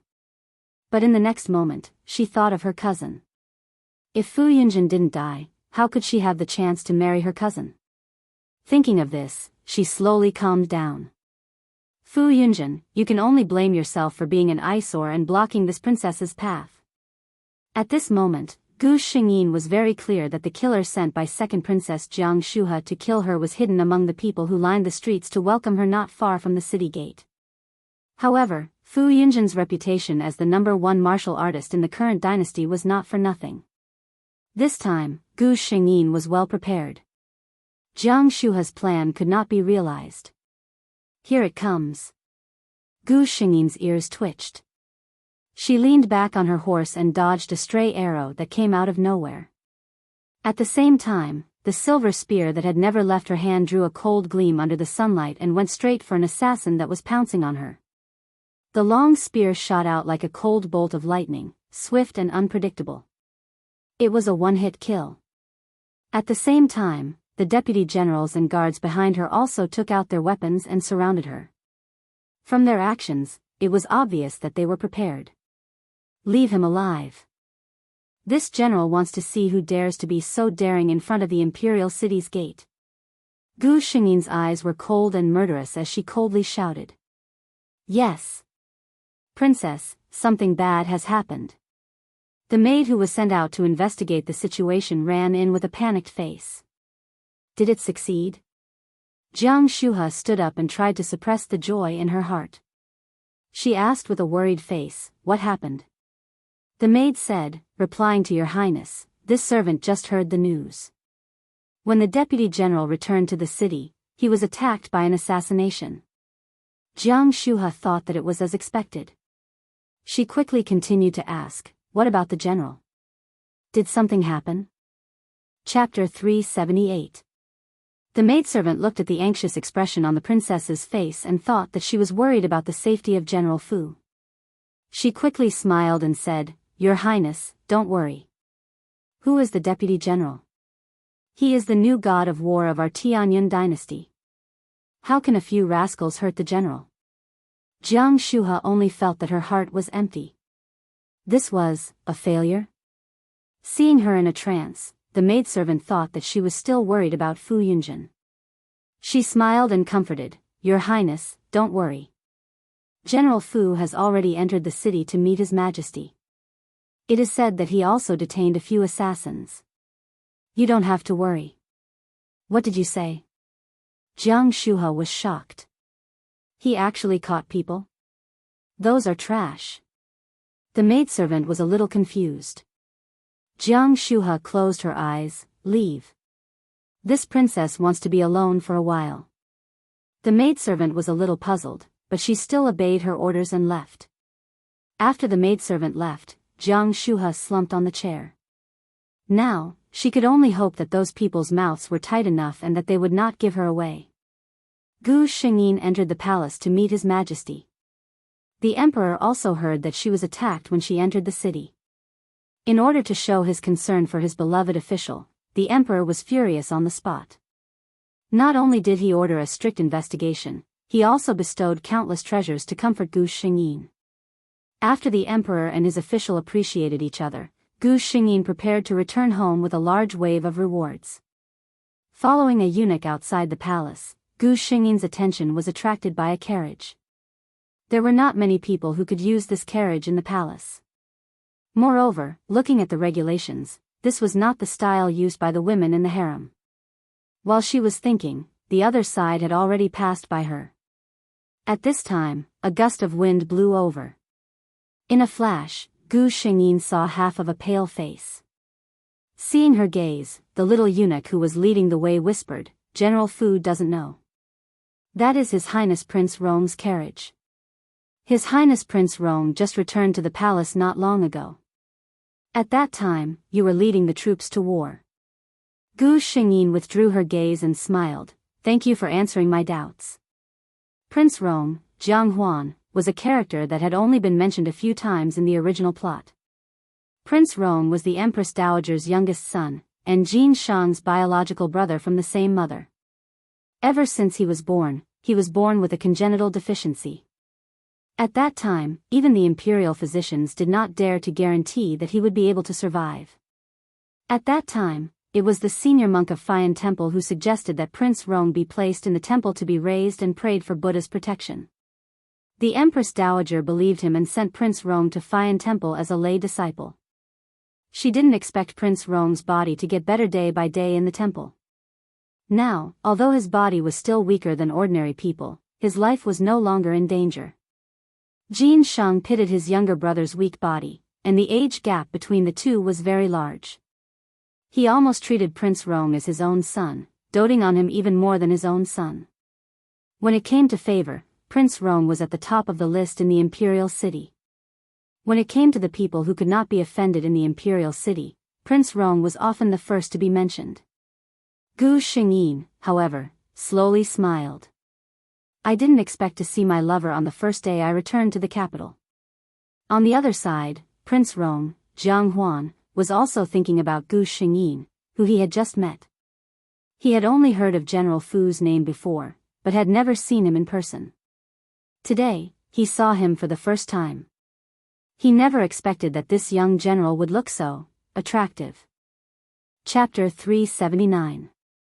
He looked over from the carriage and saw the young general in silver armor standing in the shadows. The blood-red cloak added a hint of sternness to his face, and his eyes were rarely exquisite. This General Fu, who was famous for his military exploits, was not as tall and burly as he had imagined. Even from a man's point of view, his figure could be said to be somewhat thin and weak. The curtain fell and the young general's figure disappeared in front of him. Jiang Huan didn't know why, but there was a surge of disappointment in his heart. His thoughts drifted uncontrollably. If this General Fu were to change his clothes and walk in the crowd, he would most likely be mistaken as a pampered young master from a wealthy family, right? King Rong entered the palace to see the emperor. The old emperor was very tolerant of this brother who was 2 rounds younger than himself. He personally got up and helped Jiang Huan up. The two were just chatting when Jiang Huan suddenly talked about Gu Xingyin. When I entered the palace just now, I saw General Fu. The emperor had always had a good impression of Yunzhen. Hearing this, he became interested. Xian, this is the first time you've seen Yunzhen, right? What do you think? Xian was King Rong's name, which was personally given to him by the late Empress Dowager.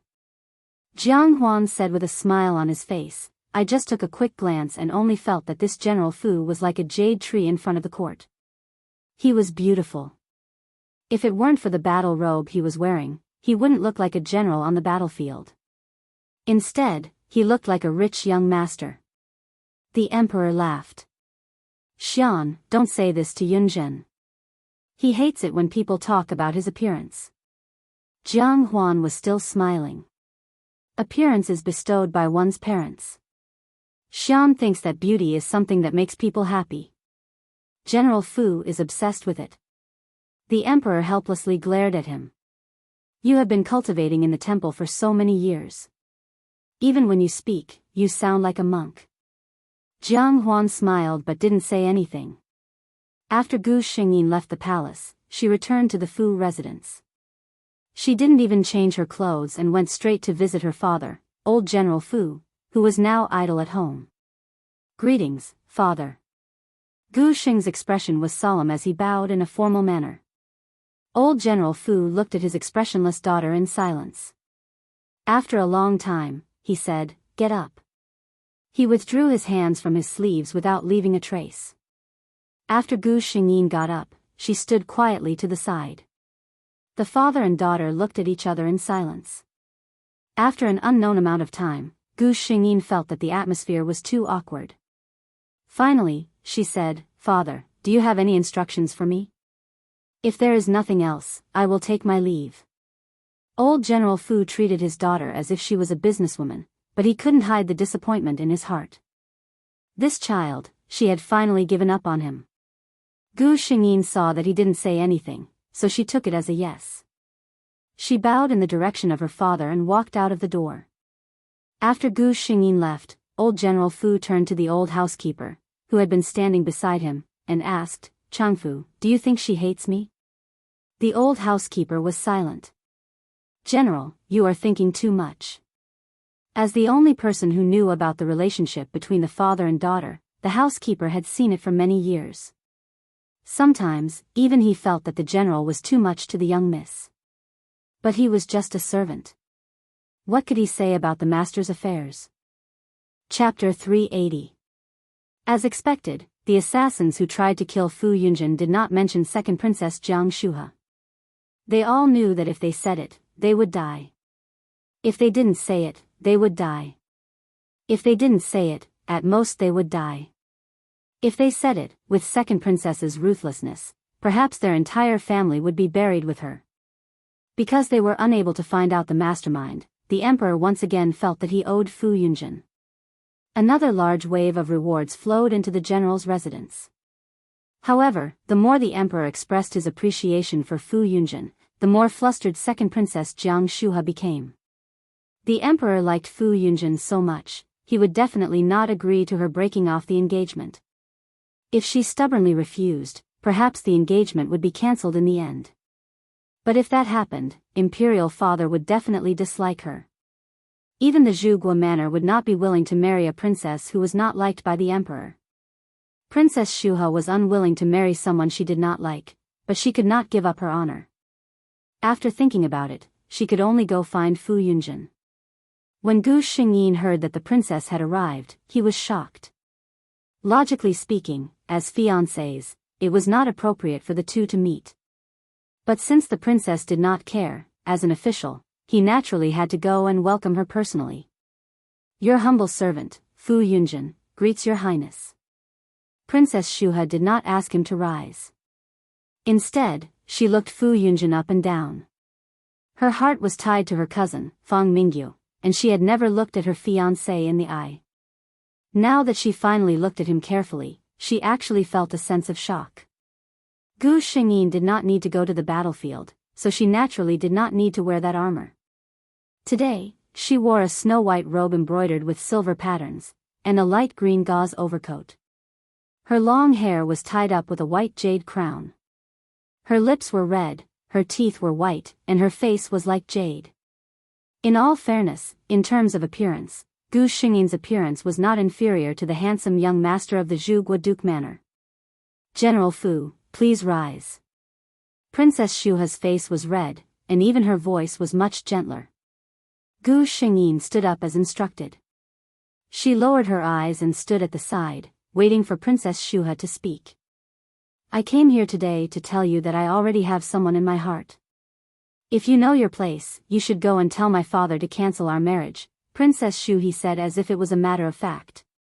Gu Xingyin sneered in her heart. She thought the princess would say something. It was actually this? For Fu Yunjin to die in the hands of such a woman was indeed an injustice. She had a look of disbelief on her face. After a long while, she said to Princess Shuhe, Your Highness, our marriage was personally bestowed by His Majesty. Disobeying the imperial edict is a great crime. This humble subject does not dare to offend His Majesty. She looked at Princess Shuhe, who raised an eyebrow and was about to explode. Without waiting for her to speak, she continued, Of course, Your Highness the princess is of noble birth and deeply favored by the emperor. If you are not willing to marry this subject, the Holy One will not force you. She wanted to get rid of the marriage but didn't want to be a bad person. How could there be such a good thing in the world? Did she really think everyone else was an idiot? She didn't even deal with her for the assassination, and Princess Shuhe still had the face to come. Princess Shuhe didn't think that a general like Fu Yunjin would have so many tricks up his sleeve. He didn't fall for her provocation at all and pushed the matter back with just a few words. She purposely said those words to anger Fu Yunjin. If he couldn't bear her humiliation and did something impulsive, she would have a way to put the blame on him. Chapter 381. Of course, if Fu Yunjin could not bear the humiliation and ran to imperial father to ask to cancel the marriage, that would be the best. Most generals had explosive tempers, and Princess Shuhe did not think that the famous General Fu would be an exception. But she had not expected that this General Fu would be able to endure this kind of humiliation without any change in expression. Was he a man or not? Princess Shuhe looked angrily at Gu Xingyin. Gu Xingyin easily saw the meaning in her eyes. She really wanted to say to this princess, Sorry, you guessed right, I really am not a man. Princess Shu He glared at her for a moment and then said angrily, Fu Yunjin, this princess will say it here today, I will not marry you. You are just a toad eating swan meat. You want to marry this princess, that is wishful thinking. After saying this, she carefully looked at Gu Xingyin, hoping to see something from her expression. But Gu Xingyin's expression did not change. She said faintly, Your Highness, your words are useless to me. My Fu family has always been loyal to the emperor. The Fu family has no reason to go against His Majesty's decree. If your Highness is not willing, you can directly report to the emperor. After saying this, she looked at Princess Shu He whose eyes were even wider and continued, This official is wholeheartedly for the country and originally had no interest in love. But the emperor's decree has already been sent. If there are no accidents, this official will be on the same level as your Highness and treat each other with respect. The meaning of these words was, You look down on me, Fu Yunjin, and I, Fu Yunjin, do not like you that much. But because the emperor has decreed the marriage, I will treat you respectfully after marriage. You do not need to think about anything else. Princess Shu He's face turned green from her blunt rebuttal. Her chest rose and fell for a moment before she said coldly, Such a clever and eloquent General Fu. This princess only knew that you were skilled in the art of war, but I did not expect General Fu's tongue to be sharper than a normal woman's. Gu Xingyin smiled faintly in response. There is no harm in having more skills. Your Highness is too kind. Princess Shu He left angrily. The reason why she dared to be so brazen was that she was relying on the man's pride. As for being despised by his fiancée in front of his face and wanting to break off the engagement, any man with even the slightest bit of courage would not spread the news. But she was wrong. Fu Yunjin was not a man at all. If she could break off this engagement with the princess, not only would she be able to solve a huge problem in front of her, but she would also be able to use this as an excuse to refuse other marriages in the future. The price of such a good thing was only to be laughed at behind his back for a period of time. To Fu Yunjin, it was nothing. Gu Xingyin went out in a good mood. She had to think carefully about how to bring up this matter to the emperor. Of course, the marriage had to be called off, but he couldn't be the one to say it first. Princess Shu He wanted to pull herself out of this so easily. Not so easy. Gu Xingyin was dressed like a rich young master, strolling casually on the street. She was born beautiful and dressed luxuriously. From time to time, her eyes would wander around and she would smile, making many young ladies blush. I say, who are you? You dirted this young master's clothes and you think you can get away with just an apology? Do you know who this young master is? An arrogant voice entered Gu Xingyin's ears. She looked towards the direction of the voice. Chapter 382. The young master who spoke was dressed gorgeously and held a folding fan in his hand in the middle of autumn, looking elegant. Gu Xingyin looked at him carefully. He could barely be considered handsome, but his complexion was a little pale and his steps were unsteady. It seemed like he spent a lot of energy on his beauty. Gu Xingyin felt that he looked familiar. Opposite him was an inconspicuous carriage covered by a green cloth. The coachman was a bearded man who was over 40 years old. The moment Gu Xingyin saw this man, her heart quivered. Her intuition as a military general told her that this was an expert. At this time, the young master spoke again. Do you know how much this young master's clothes cost? People like you won't be able to pay it back in your lifetime. The clothes he was wearing were just a little dusty. If one didn't look carefully, they wouldn't be able to see it. Gu Xingyin heard the people around her talking. So pitiful, why did he have to meet this devil incarnate? Yes, it's most likely that this person lost money in the casino again. He's feeling unhappy now and bumped into the muzzle of the gun. Sigh, who asked his father to be the marquis? When Gu Xingyin heard this, she suddenly remembered who this young master was. The famous hedonistic son of the Marquis of Baocheng, Huojebao. Gu Xingyin thought of this famous hedonistic son because this guy didn't abstain from meat and vegetables. There was once when he saw Fu Yunjin dressed casually, he actually had those shameful thoughts and wanted to use force on her. The result was obvious. Fu Yunjin gave him a fierce beating, then ordered people to strip him down to his underwear and send him back to the Marquis of Bao Cheng's residence. Marquis Bao Cheng's heart ached terribly, but after knowing what this unfilial son had done, he still had to bring gifts to the general's residence to apologize. Gu Xingyin felt that it was a misfortune for Marquis Bao Cheng to have such a son. Her heart skipped a beat and she was about to step forward when she heard a clear voice coming from inside the carriage. Since it was my servant who dirtied young master's clothes, we are in the wrong. At the same time, the curtain of the carriage was lifted by a white hand from the inside. The joints of this hand were clearly defined, and the shape of the hand was graceful. In addition to the clear voice from before, it wasn't hard to imagine what kind of appearance the young master sitting in the carriage had. This hand was holding an ingot of gold. The coachman took the gold from the person in the carriage and handed it to the young master of the Bao Qing Marquis. This young master, I am truly sorry. This is my young master's apology for dirtying your clothes. An ingot of gold. No matter how expensive Hu Jiebao's clothes were, it was enough for him to buy another set. But at this moment, Hu Jiebao was not looking at the ingot of gold. Instead, his gaze was fixed in the direction of the carriage curtain. Young master, I don't want your gold. Let your young master have a meal with me and this matter will be over. How about it? Hu Jiebao thought of the jade-like hand from before and felt his heart itch. The coachman's expression changed when he heard those words that seemed to have a deeper meaning. Gu Xingyin saw his finger move and knew that he was about to make a move. She sighed in her heart and stepped out from the crowd. Young Master Hua, long time no see. How have you been? When Hu Jiebao saw her, his expression changed. Chapter 383. You. Why are you here? Hu Jiebao would never forget the pain this handsome man brought to him. Gu Xingyin laughed heartily. What are you talking about, young Master Hua? In this imperial city, does anyone who wants to come here have to get your permission?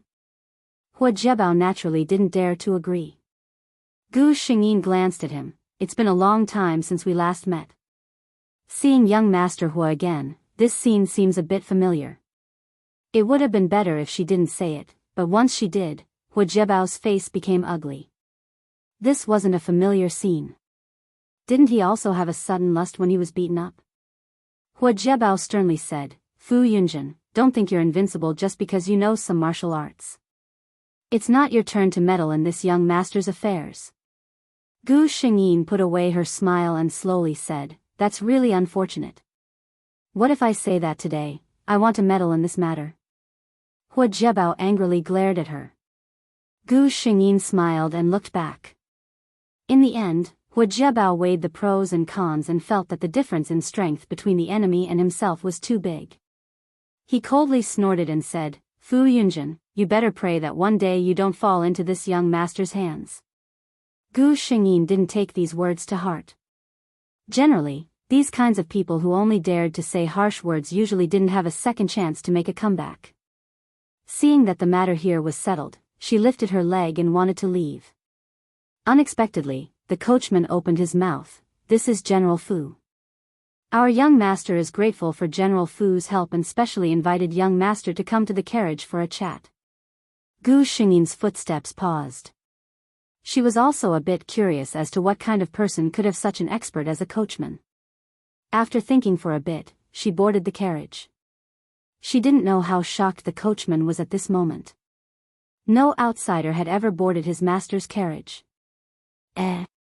So it's His Highness Prince Rong. Gu Xingyin was really surprised. She didn't think that the person inside the carriage was her lover. If she had known earlier that it was him, she wouldn't have needed to worry about the driver's retaliation in the future. However, Hu Jiebao dared to covet her lover. Gu Xingyin suddenly felt that she had let Hu Jiebao go too easily just now. Jianghu was surprised to see that she recognized him. General Fu, have you seen me before? Gu Xingyin smiled. I was fortunate enough to meet your highness in the imperial palace. Jianghu smiled. Thank you for your help, General. Gu Xingyin was a little embarrassed. I didn't know it was your highness in the carriage.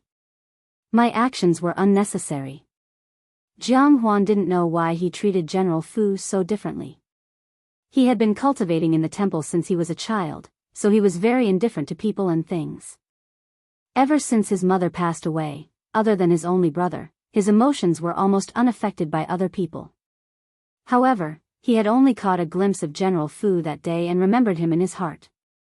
Today, when he found out that General Fu was the one who helped him out outside, his heart was filled with an inexplicable joy. Even before he could react, he invited General Fu into his carriage. He put away these thoughts and smiled at Gu Shengyin. "My name is Xian. General, you can call me Xian." Gu Shengyin hesitated for a moment and said, "Xian." Jianghu smiled. Gu Shengyin said with some embarrassment, "The family of a general is not so particular. Xian can just call me Yunjin." Chapter 384. Jianghu nodded and said with a smile, "Seeing Yunjin today, I feel like old friends at first sight. I've buried a few jars of good old wine in the manor outside the city. Yunjin, do you want to come along?" Gu Shengyin replied with a smile, "If there's wine, there's friends. There's no reason not to go." The carriage moved forward slowly. Gu Shengyin sat for a while and saw Jianghu's tired face. She remembered that her lover's body was not well in this life and asked worriedly, "Xian, do you want to rest for a while?" Jianghu did not try to be brave. Perhaps the road outside was not very smooth, but the bumps in the carriage were uncomfortable. Jianghu's carriage did not look conspicuous from the outside, but it was well equipped. To accommodate his body, there was even a small couch covered with a thick blanket. He looked at Gu Shengyin apologetically, then closed his eyes and leaned against the couch to rest. Gu Shengyin could finally look at her lover openly. Jianghu's appearance was very good. His eyebrows were just right, but he was different from her delicate appearance when she was dressed as a man. He had the kind of elegance that belonged to a man.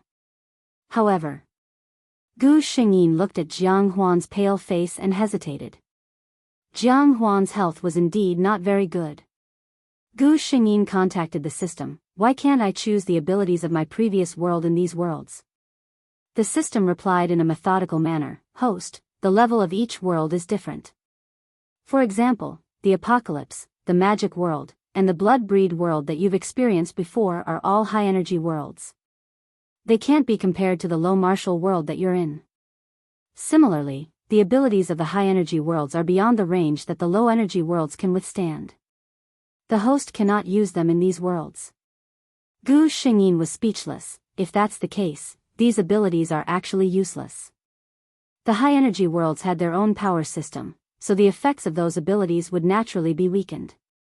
And the low martial worlds could not use those powerful abilities. The system was just painting a pie in the sky for her. The system said, "Please understand. If the abilities of the high-energy worlds are used in the low-energy worlds, it will easily trigger a warning from the laws. In serious cases, it can even cause the world to collapse." A long time ago, when there were no ability restrictions, the system saw a host use forbidden magic in a low-energy world and directly destroyed a country. Gu Shengyin, "I'm just complaining. As a human that was created, compared to normal humans, there were still some differences.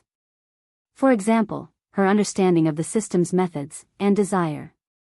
The desire of normal people would get bigger as they get more things. This was not shown on Gu Shengyin. The system was also quite satisfied with Gu Shengyin as its host. It had never seen such a carefree host. Gu Shengyin suddenly asked, "System, is there any medicine that can strengthen the body?" The system glanced at the sleeping Jianghu and answered, "Yes." A white light flashed, and a small porcelain bottle appeared in Gu Shengyin's hand that was hidden in her sleeve. The system's product, a health pill from a high-class world. Put it in water and it will dissolve in the mouth. It's colorless and odorless, and has no side effects. Gu Shengyin squinted her eyes happily. As long as it did not involve the storyline characters, the system was very tolerant of its host. Chapter 385. The carriage traveled for an unknown period of time before it finally stopped at a place. Gu Shengyin got up and lifted the curtain. Sure enough, she found that they were no longer in the imperial city. She came back to her senses and glanced at Jianghu. She found that he had opened his eyes and sat up. Gu Xingyin smiled and didn't say much.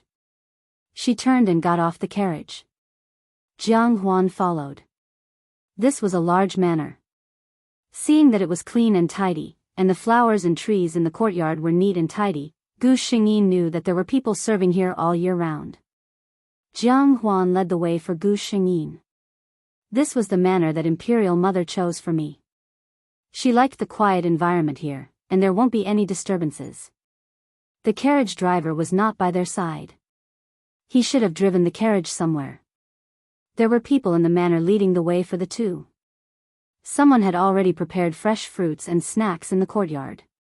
The two sat down and rested for a while. Jianghu ordered, "Go get my good tea."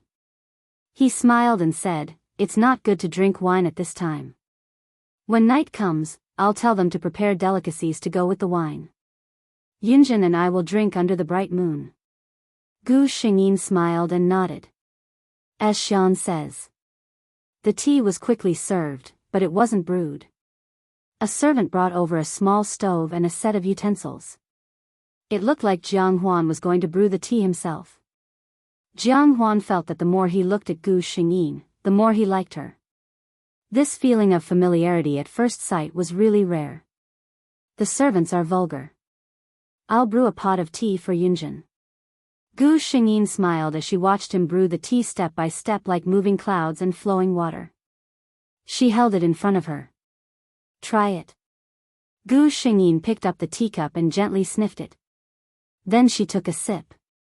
Her eyes couldn't help but brighten. "Is this the best Yuqian Longjing tea?" Jianghu was just expressing his respect for his good friend. He thought that Gu Xingyin, a general, would not be too particular about the way of tea. He did not expect that the other party would be able to taste what kind of tea it was. His surprise was mixed with an even greater pleasant surprise. It was like when you originally thought that someone was a friend who could get along with you, but after interacting with them, you realized that not only did they feel like old friends at first sight, but they could also admire the flowers and discuss the moon with you, and they had more in common. Jianghu nodded. "I didn't expect Yunjin to have studied tea as well." Gu Xingyin didn't answer the question directly. Instead, she smiled and said, "Not only do I know that this tea is top-notch Yuqian Longjing, but I also know that the water used to make this tea is mountain spring water." Jianghu looked at Gu Xingyin as if he was looking at a rare treasure. Gu Xingyin chuckled inwardly. Fu Yunjin indeed didn't know much about what he found, but Jiang Lingjin, Liang Qinyu, and the system did. She was very willing to have more in common with her lover. The two sat and chatted for a while. After that, Jianghu took Gu Xingyin to tour the vicinity of the manor. When the sun set and the two returned, Jianghu already wished that he could hold his new friend's hand and become sworn brothers with him. How could there be someone in this world who was so compatible with her? No matter what topic they talked about, he could always think of the same thing as her. Of course, Gu Xingyin deliberately did this, but it was undeniable that she and Jianghu got along very happily. Someone had already set up steaming hot dishes and aged wine in the courtyard. Jianghu dismissed the servants and took Gu Xingyin's hand. "Come, Yunjin, today, I must drink with you until we are drunk." Chapter 386. It was said that they would not go home until they were drunk. In fact, with Jianghu's body, it was destined that he could not really get drunk. Even if he was willing to risk his life to accompany his confidant, Gu Xingyin could not watch her lover risk his own body. So, the situation became that Gu Xingyin drank one cup after another, while Jianghu only held the wine cup and occasionally took a sip. Occasionally, he drank too much and was glared at by the half-drunk Gu Xingyin, so he had to put down the cup with a bitter smile.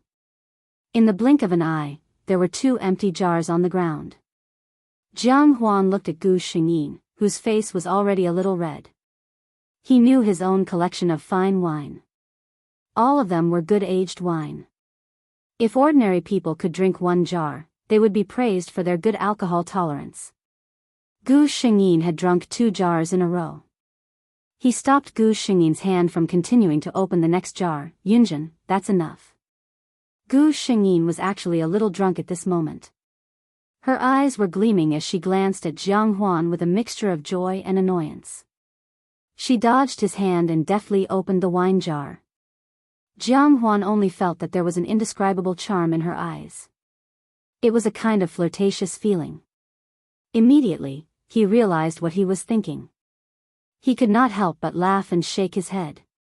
It seemed that he was drunk. Yunjin was a man. How could he have such eyes? While he was thinking, Gu Shengyin drank a few more cups of wine.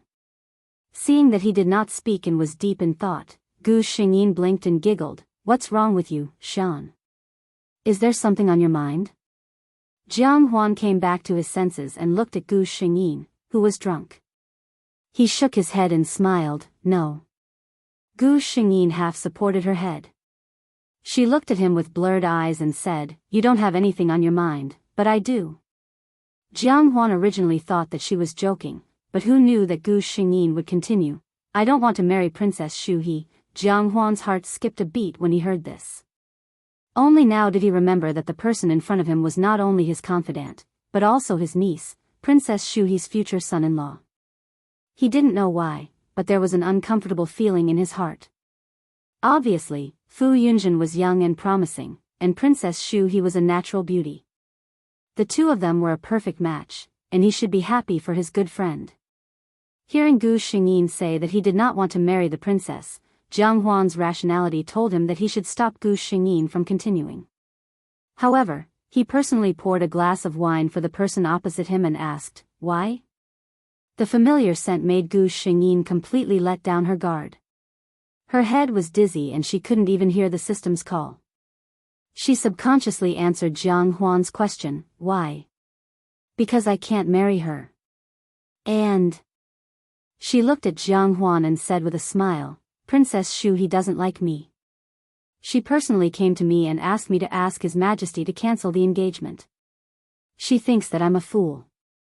This is defying the imperial edict. Seeing Gu Shengyin say such words without a care in her eyes, Jiang Huan felt a surge of anger in his heart. His niece, who was famous in the capital, actually did such a thing. This was simply a blatant humiliation to his face. He felt that it was unfair for his good friend. He must be very upset about this, right? If he wasn't drunk, he was afraid that Yunjin would bury this in his heart for the rest of his life. He thought about it and felt that he should say something to his imperial brother. Chapter 387. Jiang Huan didn't care what Gu Shengyin meant when he said, I can't marry her. He thought that Gu Shengyin said that because the princess didn't like him and he didn't seem to have any feelings for Shuha. Gu Shengyin raised her head and downed another glass of wine. She supported her chin and stared at Jiang Huan. Jiang Huan knew in his heart that the person sitting opposite him was a drunkard, but he still didn't hide the unnatural look in his eyes. Yunjin, what are you looking at? Gu Shengyin was very honest now. She answered whatever he asked her, looking at Shirhan. Jiang Huan, Gu Shengyin continued, Shirhan is so good-looking. Jiang Huan, Gu Shengyin continued to speak. She narrowed her eyes and lowered her voice mysteriously. She said to Jiang Huan, Do you know that my name is actually not Fu Yunjin? Jiang Huan. Then what is your name? Gu Shengyin looked proud. I won't tell you. Guess. Jiang Huan. Well, it was not normal for him to answer a drunkard's question seriously. Then, he saw Gu Shengyin, who was opposite him, lying on the table obediently and sleeping. Jiang Huan sighed helplessly. Suddenly, he laughed to himself. He called the servants to clean up and walked in front of Gu Shengyin to help her up. He could have asked the servants to do it, but he didn't know why he didn't want others to do it. Fortunately, although Jiang Huan's body was not very good, he still had the strength to help a person. Moreover, Yunjin not only looked thin and weak, but when he held her in his arms, Jiang Huan realized that the person in his arms was unexpectedly slender.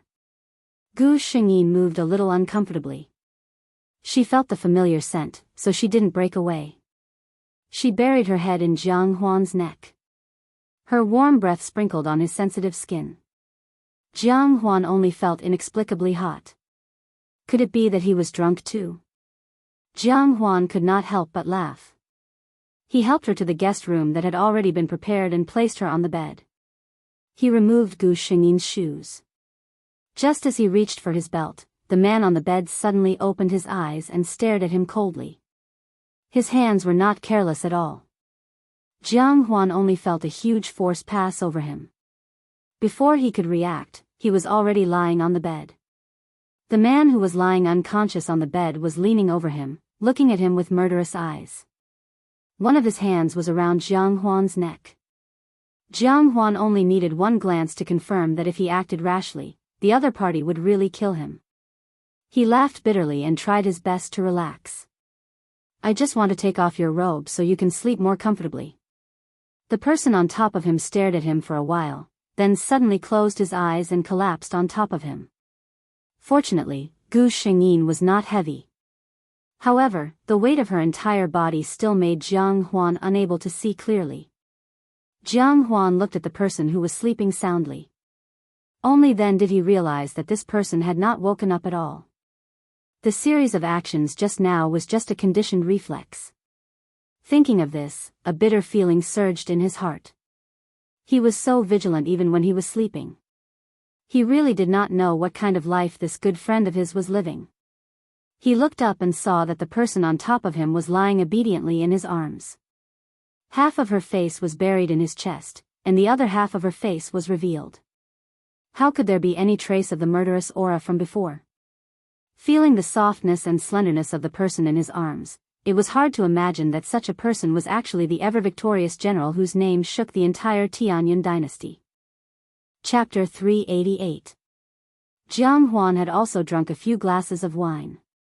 Now that the alcohol had kicked in, and with the warm body in his arms, he inexplicably did not want to let go.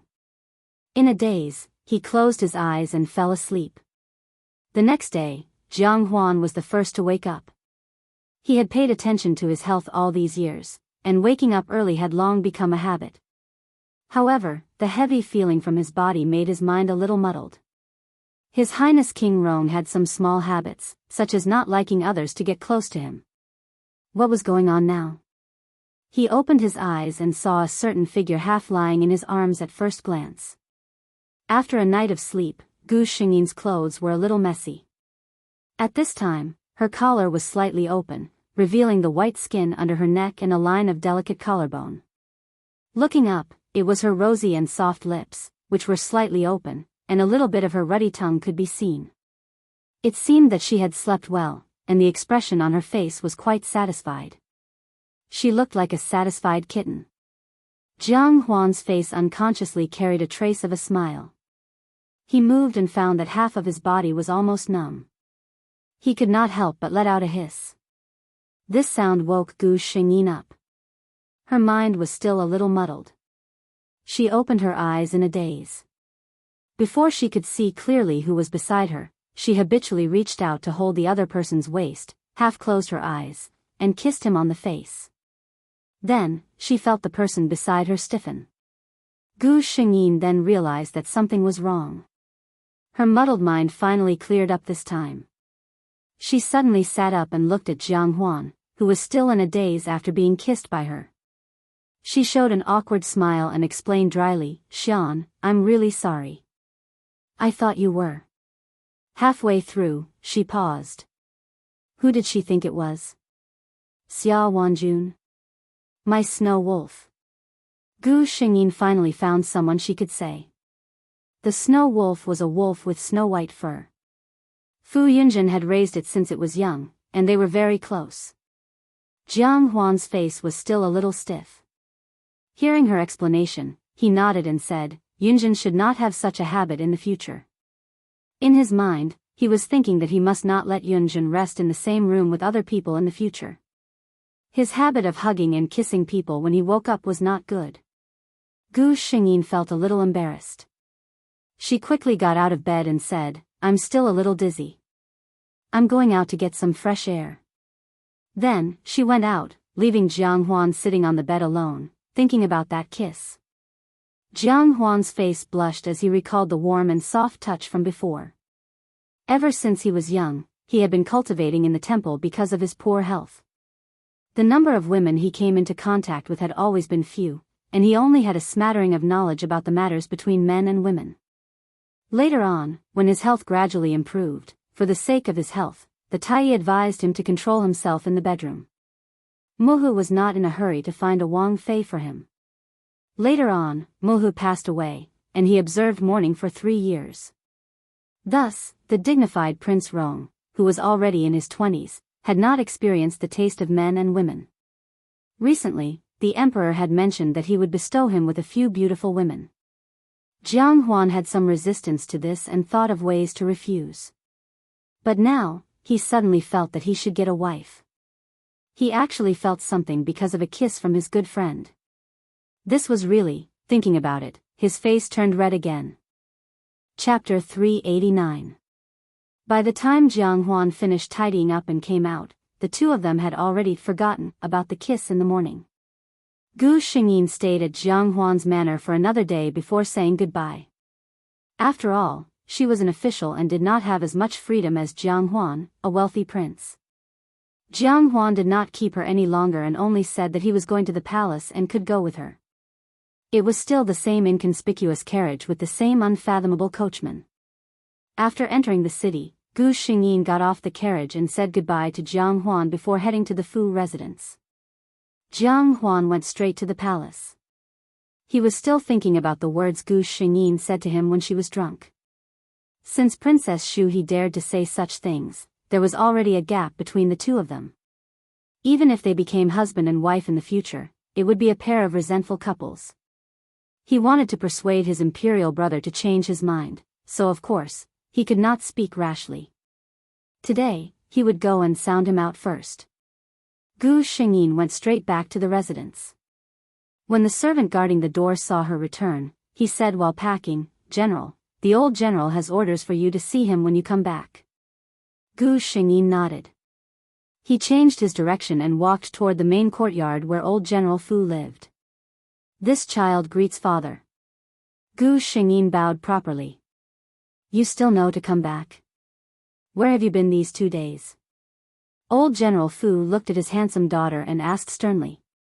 She disappeared for 2 days without any reason and did not even send a message back. Did she not think that her family would be worried? This child only went to see a good friend. Gu Xingyin replied calmly. Old General Fu saw her nonchalant attitude and became angry. "Don't forget your identity. You must be careful when making friends." Gu Xingyin knew that he was emphasizing that she was a girl and did not want her identity to be exposed. To be honest, as a transmigrator who was on a mission, she was familiar with the storyline. Naturally, she knew that this old general had feelings for his daughter. However, he had always been stubborn and would never speak softly. His words of concern sounded like he was lecturing her. But while she could know and understand, Fu Yunjin could not. Hearing his father's words, Gu Xingyin suddenly laughed. He raised his head and looked straight at his father. "Father, you worry too much. Your son has been in the army for so many years and has still been doing well. Father, don't worry. I won't let the war god family's reputation be ruined by me, Fu Yunjin." Old General Fu was speechless when he saw the mockery in his daughter's eyes. He had always known that this child held a grudge against him. Yes, for the sake of the so-called glory of the family, he had selfishly decided her life. Ever since she made the decision to give birth to a young master in the general's residence, her daughter was destined to never be able to lead a normal life. His face was dejected. "You hate me." Gu Xingyin's expression didn't change.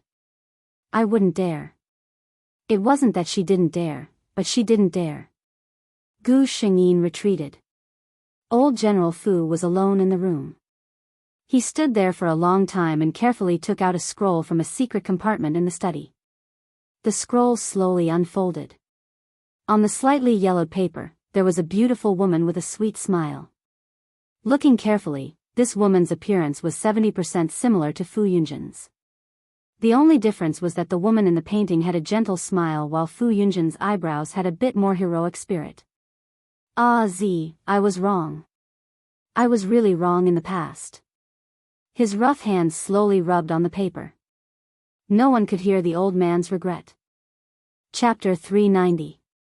I heard that you invited Yunjin to your manor. The emperor took a sip of tea and asked Jiang Huan with a smile. There was nothing to hide about this kind of thing, so Jiang Huan nodded. The emperor was surprised. I remember that your manor is very precious. Back then, I wanted to borrow it and use it, but you refused. Why are you so generous this time? Jiang Huan glanced at the emperor and said bluntly, last time you wanted to use my manor for those vulgar foreigners, and I entertained my friends there. How can it be the same? The emperor was surprised. His brother looked gentle, but in fact, he was very proud. He rarely looked at ordinary people. How long had he and Yunjin known each other? Jiang Huan saw the emperor's meaning and nodded. Yunjin and I hit it off at first sight. He remembered his purpose of entering the palace and couldn't help but ask, brother, I heard that you arranged a marriage for Yunjin and Shuha? The emperor nodded and said with a smile, that was several years ago. My princess should be matched with such a young hero. The emperor thought of something and his eyes were full of smiles. He said, Yunjin insisted that he didn't make a great contribution and didn't have the face to marry the princess. Fortunately, Shuha was willing to wait. Otherwise, my grandson would have run away. Jiang Huan frowned. According to Yunjin, Shuha wasn't in a hurry to get married. It was probably not because she was considerate of Yunjin, but because she didn't want to marry. He wanted to say something, but when he saw the emperor's smile, he swallowed his words. It seemed that the emperor was very optimistic about this marriage. Forget it, I'll wait and see. When I find some evidence, I'll talk to my brother. Jiang Huan bid farewell to the emperor and was about to leave the palace.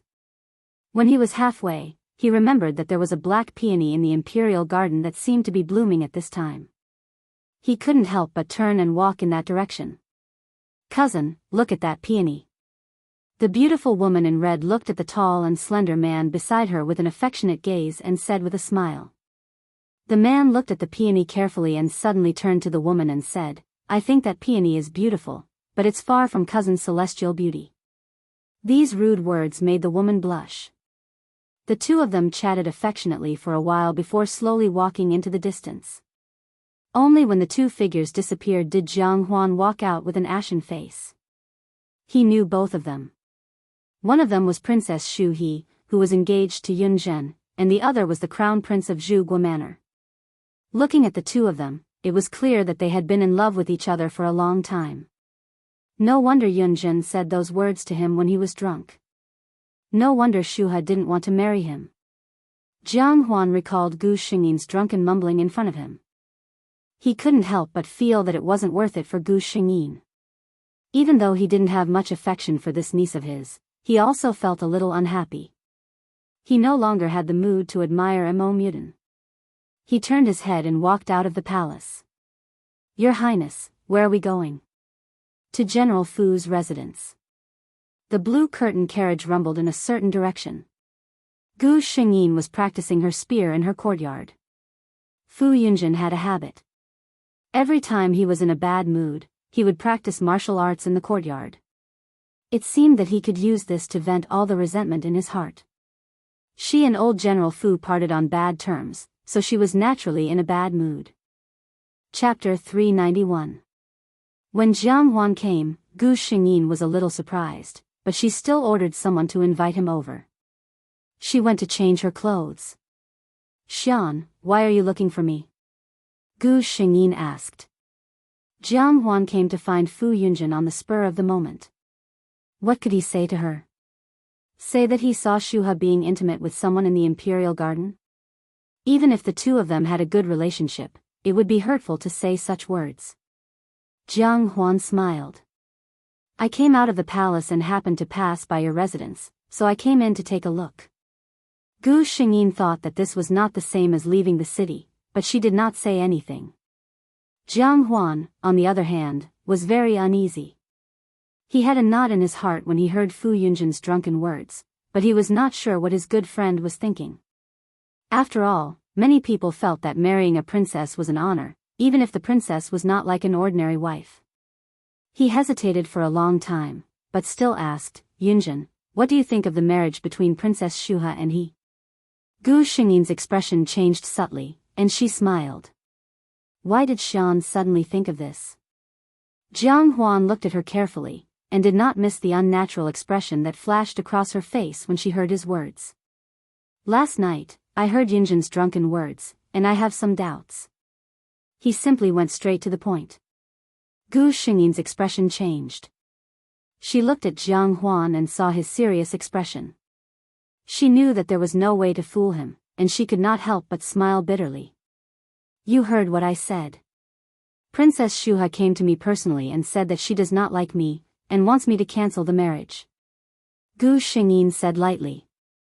I have no interest in the princess, but this marriage itself is the grace of the emperor. How can it be cancelled just because I am unwilling?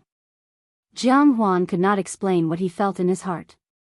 When he heard that the other party had no interest in the princess, there was a flash of secret joy in his heart. He looked at Gu Xingyin. What if I can persuade Imperial Brother to cancel this marriage? Is Yunjin willing to give up this glory that ordinary people can't even dream of? Gu Xingyin glanced at him. Don't let the world rest in peace. Do you think I, Fu Yunjin, am that kind of person who covets riches and honor? Not to mention. She had a proud look on her face. The glory that I, Fu Yunjin, want, I have to rely on my own blade and sword to fight for it on the battlefield. I don't care for things that are obtained by relying on my status as a wife. Jiang Huan smiled. That's the Fu Yunjin I know. Don't worry, I'll settle this for you. Gu Xingyin shook her head. There's no need to trouble Xian. I'll settle this myself. Since Princess Shu he doesn't like me, I, Fu Yunjin, am not willing to warm my face and stick to the cold bench. What a joke, her goal was not just to cancel this marriage. She still remembered the assassination attempt at the city gate. If Princess Shu he wanted to let it go so easily, she would have to see if she agreed. Jiang Huan frowned. He felt that this matter was not easy to solve. It would be better for him to step in. But when he saw Gu Xingyin's determined expression, he swallowed his words. Since Yunjin insisted, he would let him be. If it really did not work out, he would go and beg Imperial Brother. Gu Xingyin acted quickly. No one knew where it started, but a rumor slowly spread. The capital's pearl, Princess Shu He, had an affair with the Zhuge Duke's heir. Chapter 392. If it was purely a close relationship, with one being the beautiful princess and the other being the famous prince of the capital, everyone would probably just laugh it off. However, one of the main characters, Princess Shu He, had an engagement with General Fu Yunjin. The Fu family's reputation in the Tianyun dynasty was not lower than any other aristocratic family. Many people didn't even know who the current prime minister was or how many dukes there were, but they knew that the Fu family was the war god of the Tianyun dynasty. The Fu family had fought off countless foreign enemies for the Tianyun dynasty. Generation after generation, the Fu family had used countless amounts of blood in exchange for glory. It was an achievement that no one could erase. This kind of rumor about Fu Yunjin and Princess Shu He was naturally spread by countless people. Originally, if it was really just a rumor, Princess Shu He and Fang Mingyu wouldn't have cared, because those who really cared would have investigated it. Rumors couldn't be investigated. However, it just so happened that the things mentioned in the rumor had actually happened. The tryst in Mingyuan Temple, the silk handkerchief and knot that Princess Shu He had secretly embroidered for Fang Mingyu, the jade pendant hanging from Fang Mingyu's waist, all of these things were true. Princess Shu He panicked. She couldn't have imagined that these things, which were clearly very secretive, would be dug up by others. Of course, this was due to the system. When the rumor became more and more intense, it was impossible for the person sitting at the top to pretend not to know. Princess Shu He was summoned by the emperor. But Gu Xingyin knew that this wasn't enough. As expected, no one knew what Princess Shu He and the emperor talked about. But the rumors in the capital suddenly disappeared overnight. Princess Shu He also didn't appear in the palace for a long time, but the general's residence still hadn't received the imperial edict to cancel the marriage. Gu Xingyin received many treasures from the palace. The emperor's meaning was clear. This was the imperial family's compensation to the Fu family, but the marriage would still go on as before. Gu Xingyin pinched a pearl the size of a finger and looked at it carefully. She said carelessly, "This emperor is really generous. Even the palace treasury doesn't have many pearls of this quality." She said that it was precious, but the expression on her face was somewhat disapproving. Whenever Gu Xingyin went out these few days, she would always encounter some pitiful gazes. Gu Xingyin did not need to look to know what those gazes meant. She was just pitying him. He wasn't even married yet, but he was already wearing such a big green hat on his head. Moreover, that hat couldn't be removed. The more Gu Xingyin pretended to be indifferent on the surface, the more others thought that he was just pretending to be calm. Who knew how sad he was in private? After all, in all these years, no one had ever heard of any rumors about General Fu being a womanizer, nor had they heard of him having any female confidants. Most people thought that he respected and loved his fiancée, Princess Shuhe. They never thought that he would encounter such a situation. Even the emperor specially summoned him to speak for a while. "Yunjin, I know that this matter has wronged you. I promise that this kind of thing won't happen again. I have already fiercely ordered Shuhe to reflect. She has always been respectful and careful. It is normal for her to be blinded by others." In one sentence, he removed Princess Shuhe from the picture and pushed all the blame onto the Zhu Guoshizhi. Chapter 393. That unlucky Zhu Guoshizhi probably would not be able to gain the emperor's favor in this lifetime. However, he was not wronged. This kind of thing could not be done unilaterally. The more others felt wronged, the happier Gu Xingyin was. This was good. She wanted everyone to be on her side and feel that Princess Shuhe had wronged her. The emperor did not think much of it now.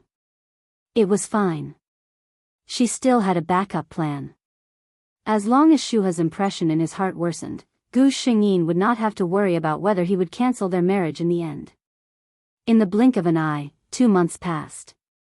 During this time, the border was stable. Gu Xingyin only needed to go to court every day. She was very idle. However, the emperor was probably anxious and wanted to settle the matter quickly. He directly sent an imperial edict to the Zhuguo manor. "The wedding will be held on the 10th of next month?" Gu Xingyin was shocked. She did not expect the emperor to be so anxious.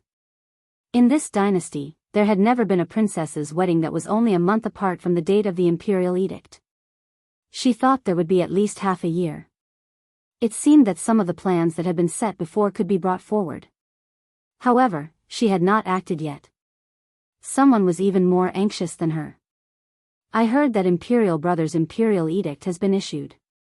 He wants you and Shuhe to be married next month?" Jiang Huan's expression was not good. Gu Xingyin nodded. Jiang Huan looked at her calm expression and was a bit annoyed. "Previously, I said that I could help you. You said that you could solve it yourself. Now, even the date has been set." Gu Xingyin looked at him with some surprise. She smiled and said, "Why is Xian more anxious than me? Logically speaking, should be the one who is angry." Jiang Huan was speechless. Yes, why was he so anxious? He thought back to himself. When he learned that Imperial Brother had issued the imperial edict, he almost could not sit still. Without stopping, he ordered the carriage driver to rush to the general's manor. Where was the indifferent demeanor? But why? He asked himself, if it were someone else, if it were another friend, would he be so anxious? The answer was no. If it were someone else, he could still sit there calmly and think about how to solve the problem, instead of running over to see how Fu Yunjin was doing like a hothead. Jiang Huan didn't dare to think about what was hidden within. Fortunately, Gu Xingyin was just teasing him and did not force him to answer. She looked at Jiang Huan with a determined expression. "Sure then, every fist is my heart. Yunjin appreciates your kindness. Don't worry, I have my ways to resolve this matter."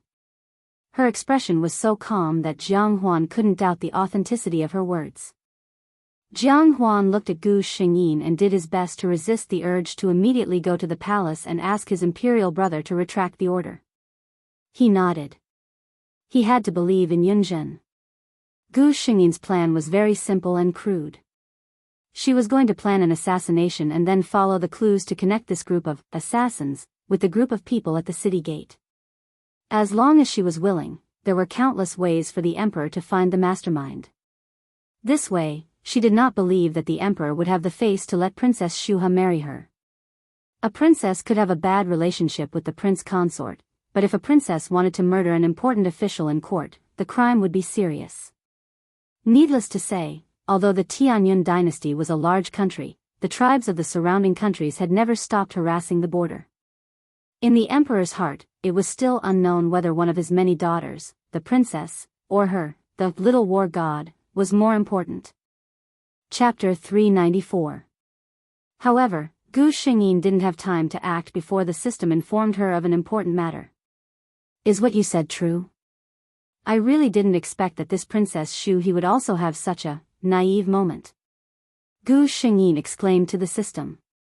The system just told her that Princess Shu he had just been released from her confinement and thought of a way to contact the heir of Zhuge Manor, Feng Mingyu. The two of them planned to elope. Gu Xingyin could still somewhat understand Princess Shu he's actions, but Feng Mingyu? He's willing to give up his status and identity to elope with Shu he? Could it be that his feelings were so deep that he didn't care about anything else? The answer really was yes. Gu Xingyin only felt that since Princess Shu he had put in so much effort to help her, it would be a pity if she didn't help them out. 3 days later, it was the birthday of the old princess consort of Jianghu. The old princess consort's seniority was quite high, so even the emperor and the palace sent down a decree to bestow a generous gift. Princess Shu he, who had been confined for several months, also dressed up and came to the prince's estate. However, she had already discovered that she was no longer the focus of the crowd. Many noble ladies were looking at her with special gazes.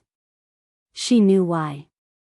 Right now, her reputation in the capital's upper-class circle was probably extremely bad. This was all thanks to him. Princess Shu he thought of the figure she faintly saw talking and laughing across the flower pond. He was dressed in white robes and had a jade belt, unbridled and unrestrained. If it wasn't for Fu Yunjin, she and her cousin could be together in a legitimate manner. Even if they were discovered, imperial father might still be able to bestow a marriage. But now, she had just been released from confinement and her cousin was also harshly punished by the Zhuge Manor. Both of their reputations were ruined. Only this Fu Yunjin was still the general Fu that everyone respected. Why? Princess Shu he's hand was currently pinching a flower. She unconsciously used all her strength, causing the bright petals to shatter in her hand. The dark red flower juice stained her hand, but she didn't care at all. It doesn't matter. Princess Shu he comforted herself. It was better if no one paid attention to her. It would be easier to carry out her plan later. Gu Xingyin exchanged pleasantries with various familiar and unfamiliar people, but in his mind, he had the system pay attention to Princess Shu he's movements. Jiang Huan, who had been by her side, noticed her absent-mindedness and asked her what was wrong. Gu Xingyin pretended to be deep in thought and replied, I don't know why, but I have a bad premonition in my heart today. She was just joking, but Jiang Huan took it seriously. He quickly took her hand and asked, Are you not feeling well? Do you want an imperial physician to come and take a look? Gu Xingyin let him hold her hand. She didn't care if it was strange for two men to hold each other like this. She smiled and said, I lied to you. She slyly leaned over to Jiang Huan's ear and whispered, I just don't have the patience to chat with those bureaucratic people. She was half leaning on him, and her warm breath hit him. Jiang Huan subconsciously had the impulse to raise his hand and embrace this warmth. He pressed down his restless hand and said gently, I know you don't have the patience for these twists and turns. Bear with it. When the banquet is over, we will find an excuse to leave. His tone was full of indulgence and pampering. His Highness Prince Rong and General Fu's relationship is really good. In the distance, two noble ladies looked at the two figures together. One of them sighed. The other replied, Yes, I originally thought it was just a rumor. But the two of them like this, no matter how she looked at it, it felt a bit strange. She put her doubts in the bottom of her heart. Chapter 395. The banquet quickly came to an end. Jianghu remembered what he said earlier and came to find Gu Xingyin. I just told Prince Jingan that we have some matters to attend to, so we have to leave first. At this time, the system also sent a notification. Host, Princess Shuhi's carriage has already been prepared at the left gate of the residence. The heavens are helping me. Gu Xingyin's eyes lit up. Jianghu's carriage just so happened to be at the left gate. The two of them walked out of the residence. At this time, there were many carriages of high officials and nobles parked outside the residence. All of them had servants guarding them, but because there were too many people, it was a bit messy. It was likely that Princess Shuhi and the others had seen through this and were preparing to leave quietly while there were many people watching. Gu Xingyin slowly walked and quickly locked onto Princess Shuhi's position. If it wasn't for the system's notification, she wouldn't have discovered that this woman with a sallow complexion and coarse clothing was actually Princess Shuhi, who was famous for her beauty in the capital. Coincidentally, the carriage she prepared was also an ordinary-looking carriage with blue curtains, but from the outside, it was 80% similar to Jianghu's carriage. Gu Xingyin suddenly stopped in her tracks and said to Jianghu, I heard that Princess Consort Jingan loves flowers and that there are more exotic flowers and plants in the rear garden than in the imperial garden. There's even a stalk of Indian orchid that's the only stalk in Tianyun dynasty. I actually forgot to take a look earlier. Jianghu's interest was piqued. There's such a thing? Gu Xingyin laughed inwardly. Then why don't we go take a look? She pretended to inadvertently call out to Princess Shuhi, who was about to get on the carriage. You're a servant of the Prince of Jing'an's residence. Do you know where the Indian orchid is located in the residence? If it's convenient, can you take us there to take a look? Princess Shuhi froze in place. She never expected that just as she was about to succeed, she would meet the person she didn't want to meet the most. Her mind raced, but on the surface, she only slightly lowered her head and said in a low voice, replying to Darren, this servant is only a woman who does rough work. This time, this servant was commissioned by the master to go buy some ingredients and doesn't know where the Indian orchid is. Oh, Gu Xingyin replied. Princess Shuhi heaved a sigh of relief and was about to leave when she heard Gu Xingyin say with certainty, you're lying. Princess Shuhi's heart skipped a beat. As expected, Gu Xingyin continued, you said that you are only a servant who does rough work. I see that your clothes are indeed unsightly, but your hands are fair and delicate. These are not the hands that a servant who does rough work should have. Moreover, you say that you're just a rough woman, but I can see that you're very dignified, so you're lying. You couldn't be one of the head maidservants of Prince Jing'an's estate, and you secretly stole money from your master and ran away, right? Princess Shuhi's heart was in her throat. She was thinking about how to deal with it when a gentle voice came from the carriage. She's just a servant. General Fu, don't bother with her. It was Fang Mingyu. Gu Xingyin looked at the man who came forward to help Princess Shuhi out of her predicament. He was indeed a man of striking appearance. She could see that he had deep feelings for Princess Shuhi. However, these two feelings were too deep. Had anyone considered Fu Yunjin's feelings? She snorted, Fang. She glanced at Jianghu from the corner of her eye and discovered that the other party's gaze was on Princess Shuhi, who was pretending to be a servant. His brows were deeply furrowed. This meant that he was suspicious of Princess Shuhi's identity. Chapter 396. Gu Xingyin calmed down and glanced at Princess Shuha carelessly. All right, since Fang Shitzi has spoken, this general will give Fang Shitzi face. She turned around and pretended to leave, but Jianghu grabbed her arm.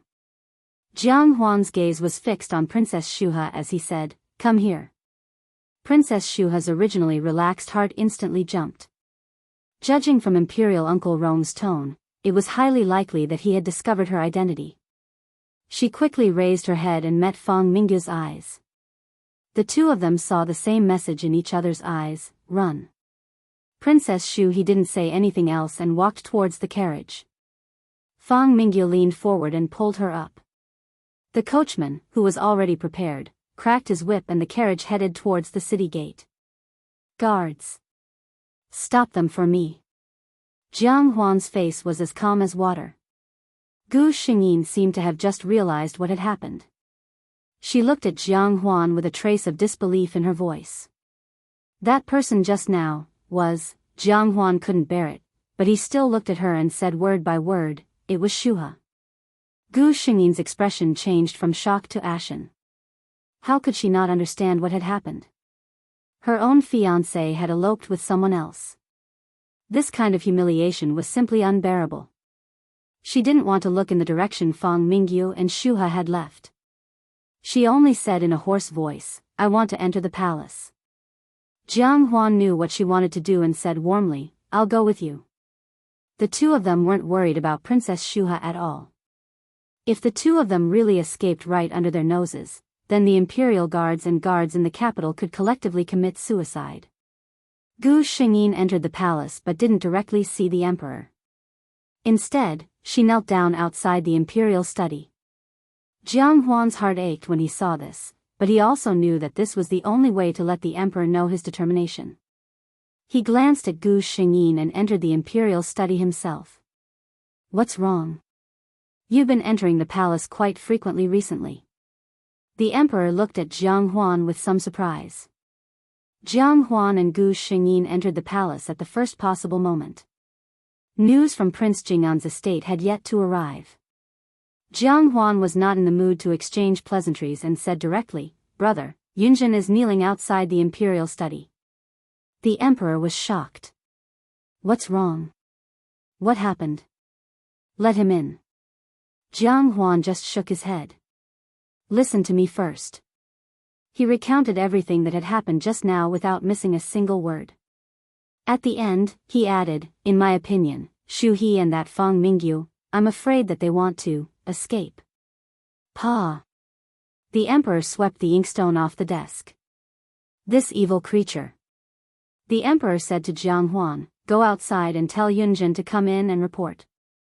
Jiang Huan shook his head. I'm afraid I won't be able to persuade him this time. This is too humiliating for a man. Yunjin is asking for your opinion. The emperor laughed angrily. What? Is he threatening me? But he thought about it again.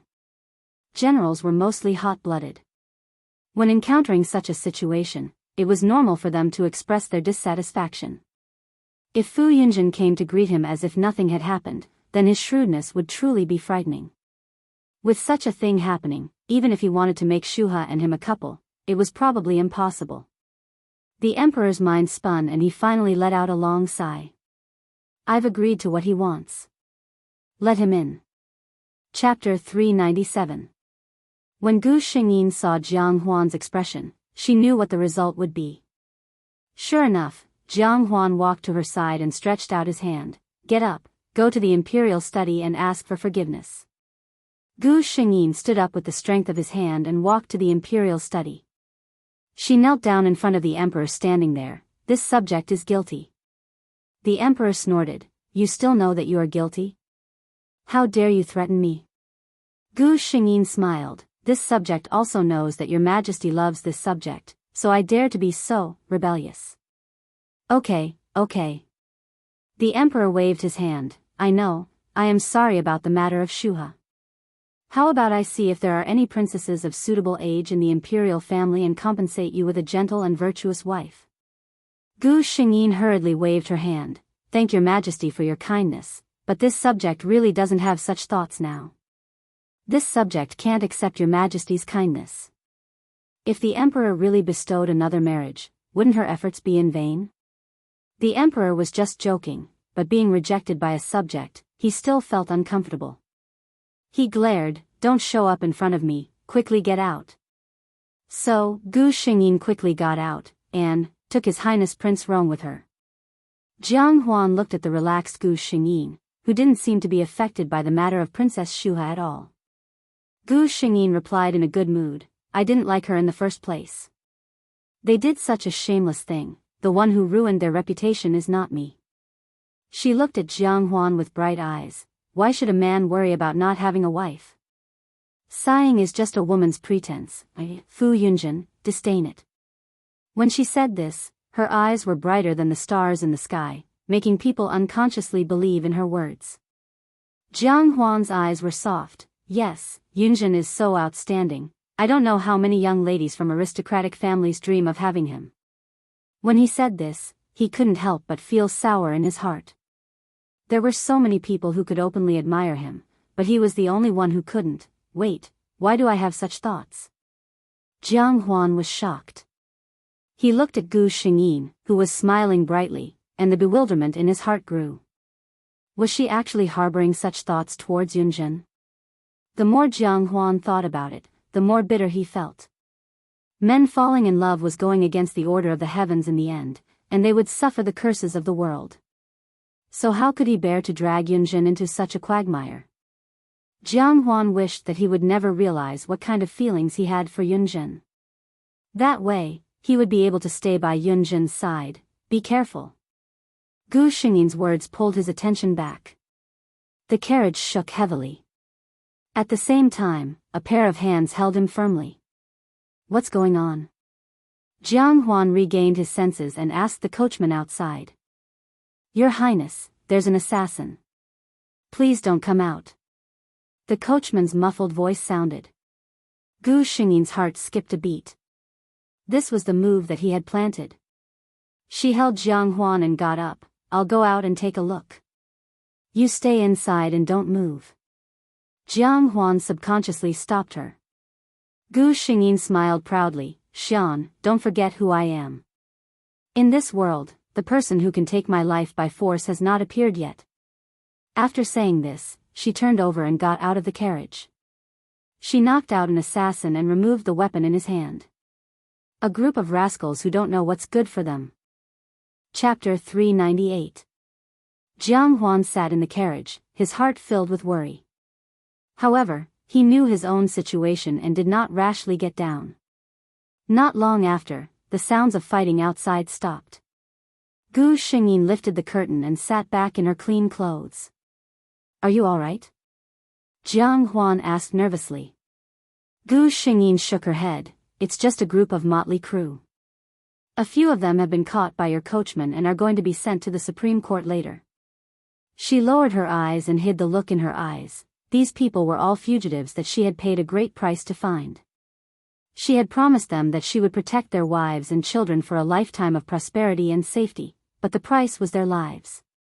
When they arrived at the Supreme Court, these people would reveal some information according to what she said. By the time the Supreme Court investigated, they would naturally be able to use some clues to link this assassination to the previous one. Gu Xingyin did not deny that her move was somewhat shady, but the truth was that if you were merciful, others would want your life. Jiang Huan saw that her mood was not right and thought that it was because she was in a bad mood, so he did not think much of it. As Gu Xingyin had expected, this assassination attempt actually involved Prince Rong. Jin Xingyin flew into a rage and personally ordered the Supreme Court to investigate thoroughly. When the officials of the Supreme Court received the imperial edict, they naturally did not dare to be negligent. Each of them took out 120% of their experience and treated it carefully. In addition, Gu Xingyin had already prepared the evidence. When the officials found out the truth, their hearts turned cold.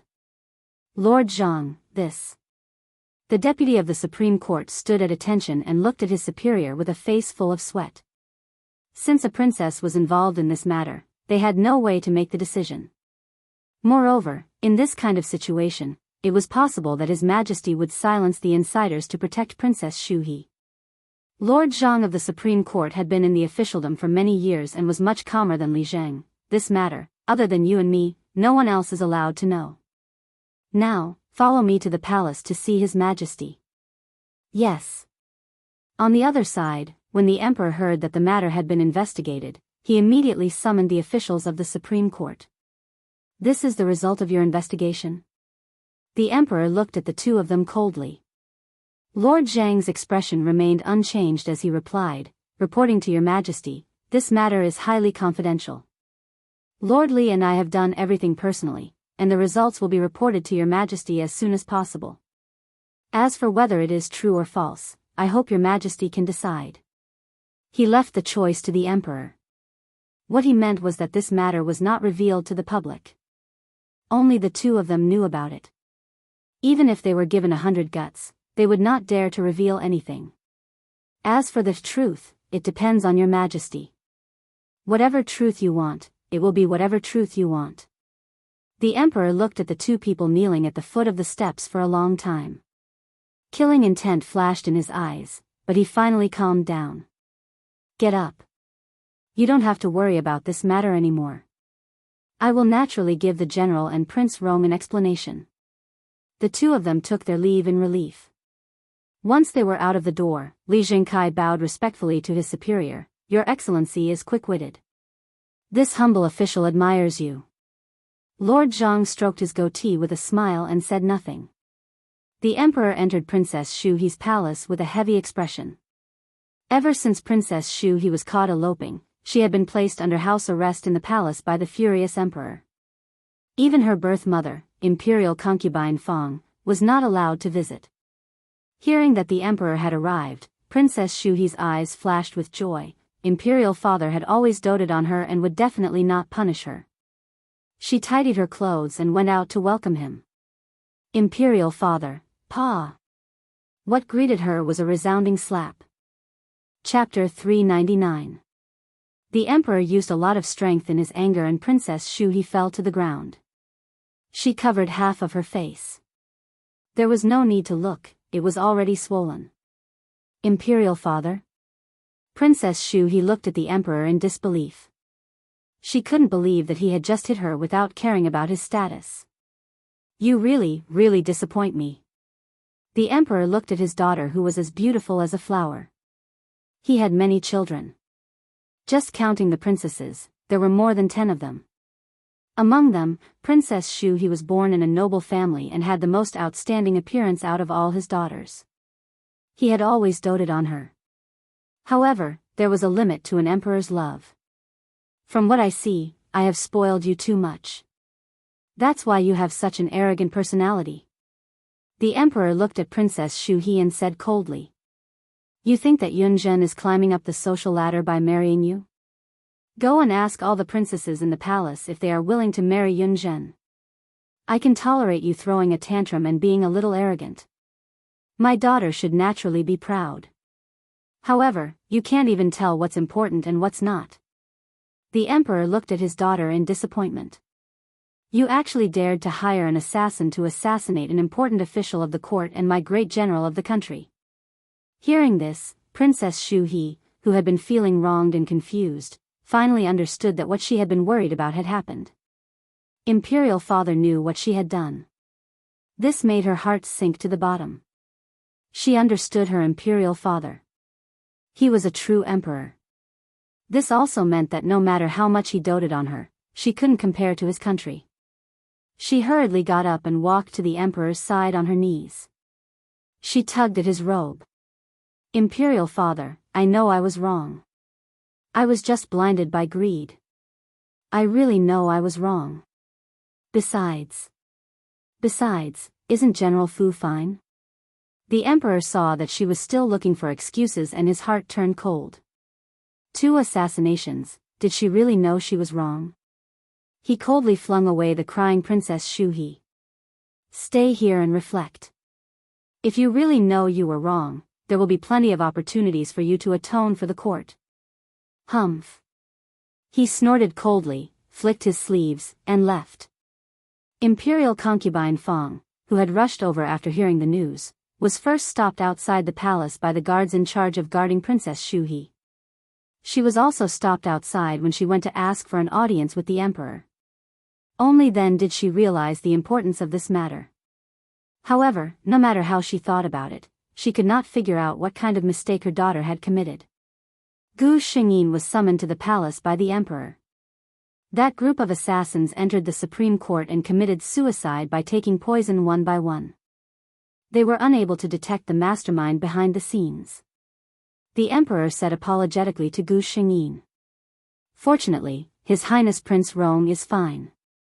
Gu Xingyin was not surprised that the emperor had suppressed this matter.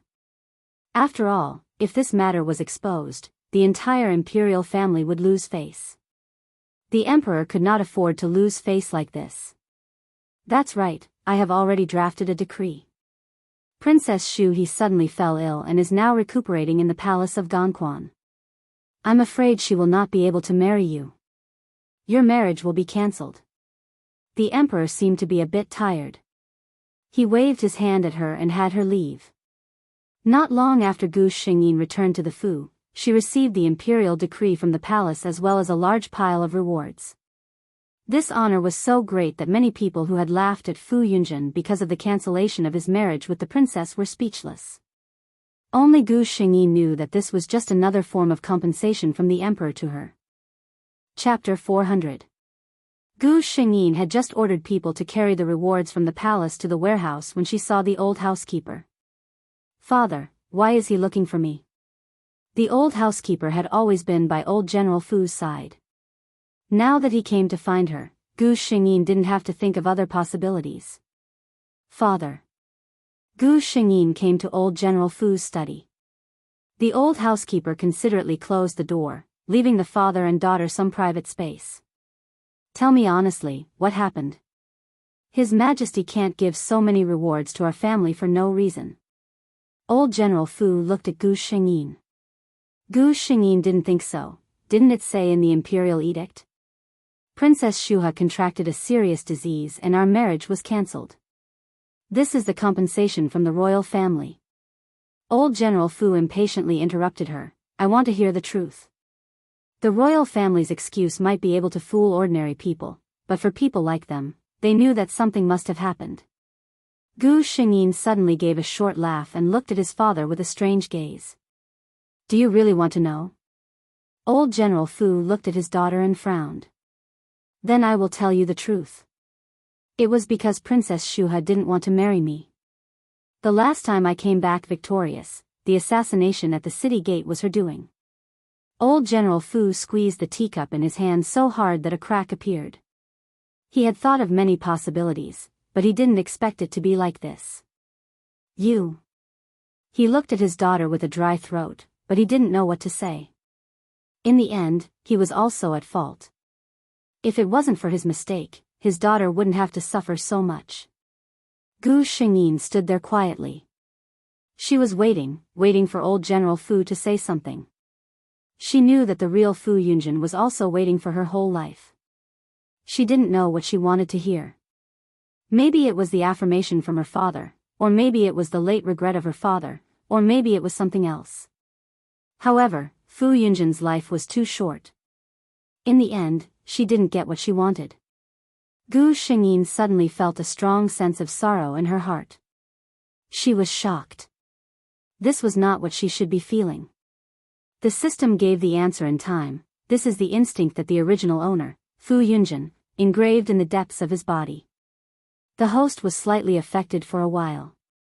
Gu Xingyin had also heard that hosts like them who were doing quests, such as herself, possessed the body of the original host. It was equivalent to living a new life in their place. The original host's soul had long since melted away. Logically speaking, it shouldn't be able to affect the host at all. However, humans were, after all, one of the most mysterious races in the world. Their feelings were also the most complicated and difficult to understand. Just like now, the real Fu Yunjin had died long ago in her previous life, but some deep obsession remained in her body. Unless she got an answer, she would never be able to get rid of it. As long as it didn't affect the mission, Gu Xingyin didn't mind helping these hosts complete their obsessions. However, after waiting for a long time, she still didn't hear old General Fu's words. Gu Xingyin looked at him coldly. Old General Fu clearly had regret in his heart, but because of his personality and his face, he couldn't say a word of apology to his daughter. She decided to give him a strong dose of medicine. Chapter 401. Father, look at me, Gu Xingyin said. Old General Fu was a little surprised. After his daughter became sensible, their relationship became very bad. She was rarely willing to take the initiative to start a conversation. Gu Xingyin said slowly, actually, when I was very young, I admired you very much. Her eyes were a little empty, as if she had returned to a distant childhood. I remember that you were still very young at that time. Although you were still so serious, I wanted to be close to you. Because I felt that you were very powerful, and other people's fathers couldn't compare to you. Although from then on, you started to make me learn the horse stance, run in the snow in winter in a thin layer of clothes, and drive piles. I felt very wronged, but I still gritted my teeth and persevered. Because when I did these things, I hoped that I could do my best, and then you would praise me. But in the end, I knew that I would never be able to satisfy you. Even if my spear skills could beat all my peers, even if I could exceed the quotas set by you every day, I still couldn't satisfy you at all. Because I'm not the heir you expected, because I'm a girl. Gu Xingyin's eyes seemed to be burning with a blazing fire. It was so bright that it was frightening. From the moment I learned about the difference between men and women, I understood my life's fate. When the other girls were in groups, admiring the flowers and reciting poems, calling their friends to go on a cruise, admiring the moon, dressing up beautifully and going out to play, I was working hard bit by bit, wanting to do better. I didn't ask for much. I just wanted you to give me an affirmation and smile at me. Tell me that even if I'm just a girl, I won't be worse than any man. But I didn't. Gu Xingyin suddenly smiled, but her eyes were red. I know that you don't like me. Sometimes, when I see the enemy's sword on the battlefield, I even think about not dodging and just letting it cut my body. Why should I bear so much? I can't enjoy the slightest bit of relaxation and happiness in my life. Why should I live for Fu Yunjin in the eyes of others? But you won, father. The ideas you instilled in me since I was young made it impossible for me to escape and end everything with death, which is like a coward's behavior. I can't let go of the Fu clan's century-old reputation. I can't let go of the Tianyun dynasty's border soldiers. I knew that my life would be like this. Enough. Old General Fu had never thought that his daughter would have such thoughts. He was strict with her and never smiled. It was never because she was a girl. This daughter of his had always been his pride. Ever since she had grown up, he had been seeing her less and less. It wasn't because he didn't like her, but every time he saw his daughter's face that resembled his late wife's, the guilt in his heart made him feel too ashamed to face his daughter. He never knew that this child had so many worries hidden in her heart. He also didn't know that there was such a big misunderstanding between father and daughter. The huge sorrow in his heart almost made him unable to stand. Looking at his daughter who was stubbornly looking at him, the wall in old General Fu's heart collapsed. I was wrong.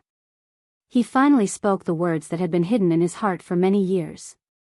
Chapter 402. Old General Fu looked at his daughter. After saying those words, the stone that had been pressing down on his heart for decades was finally removed. It has nothing to do with you. It's all my fault. Old General Fu's expression became calm again as he looked at his daughter. For so many years, I've always felt that you hated me. I'm afraid that you didn't want to see me. That's why I never told you. You have always been my proudest daughter. I didn't want to see you, not because I didn't want to see you, but because I felt that I wasn't a qualified father. I didn't have the face to face you. Old General Fu and Fu Yunjin, the father and daughter, finally had their first long talk in 24 years. That night, Gu Xingyin came to Jianghu's residence. Drink with me. Gu Xingyin only said one sentence to him. Jianghu intuitively realized that something big must have happened to Gu Xingyin, but looking at her appearance, he didn't ask much. He just ordered the servants to quickly prepare a table of good dishes and bring out the old wine from the residence. Gu Xingyin poured cup after cup of wine into her mouth. Her expression was both sad and happy. Old General Fu's words just now didn't have much effect on Gu Xingyin, but for Fu Yunjin's body, it overturned her 24 years of understanding. So at this moment, her mood was very agitated. She just wanted to find someone to get drunk and then fall into a deep sleep. For Gu Xingyin, her lover was undoubtedly the best choice. She could reveal everything in front of him without any scruples. Jiang Huan kept silent as he watched Gu Xingyin raise her head and drink until her eyes began to blur with drunkenness. He raised his hand to stop Gu Xingyin's hand from raising the wine cup. Enough, Yunjin, you are drunk. But with Gu Xingyin's skills, how could he stop him? With a flip of his hand, he cleverly broke free from Jiang Huan's restraint. In the blink of an eye, he downed another cup of wine. No, no, no. I'm happy. Gu Shengyin looked at Jiang Huan with a smile and winked at him mysteriously. You know what? I always thought that he didn't like me, but today, he told me that he was so cold and strict to me because he felt sorry for me. Gu Shengyin snorted and laughed, telling Jiang Huan these things without a care. Actually, as a member of the Fu family, I don't think it is bad to shoulder the responsibility of the Fu family. Why didn't he tell me earlier? Jiang Huan listened in silence. From her words, he could guess that Gu Shengyin was talking about his father, old General Fu. The relationship between old General Fu and his only son, Fu Yunjin, was not a secret in the capital. In public, the father and son treated each other coldly. However, from Gu Shengyin's words, there seemed to be more to it than meets the eye. Jiang Huan did not ask. In his heart, he knew that Yunjin just wanted to find someone to talk to and did not need his answer. But he did not expect that Gu Shengyin would throw such a shocking news at him. All these years, I worked so hard and risked my life, wasn't it just to get his affirmation? Just to let him know that I, as a daughter, am not worse than any man. He actually said that he doesn't care about this. Clang!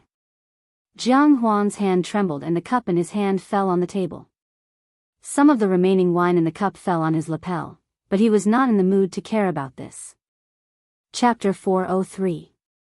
He looked at Gu Shengyin in shock. For a moment, he even wondered if he had been intoxicated by the fragrance of the wine. It was as if he was hallucinating. Yunjin.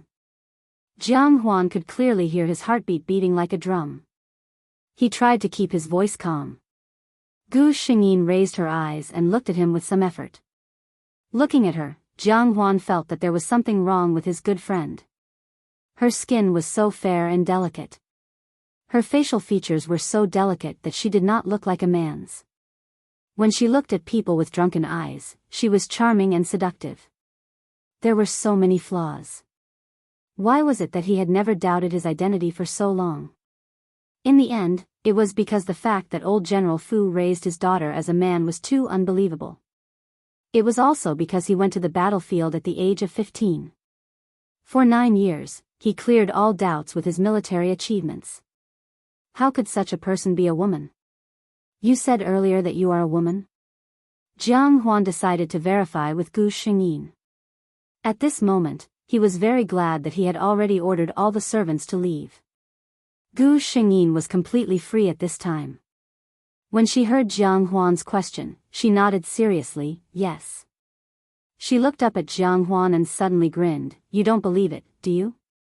She nodded. That's true. If it were me, I probably wouldn't believe it either.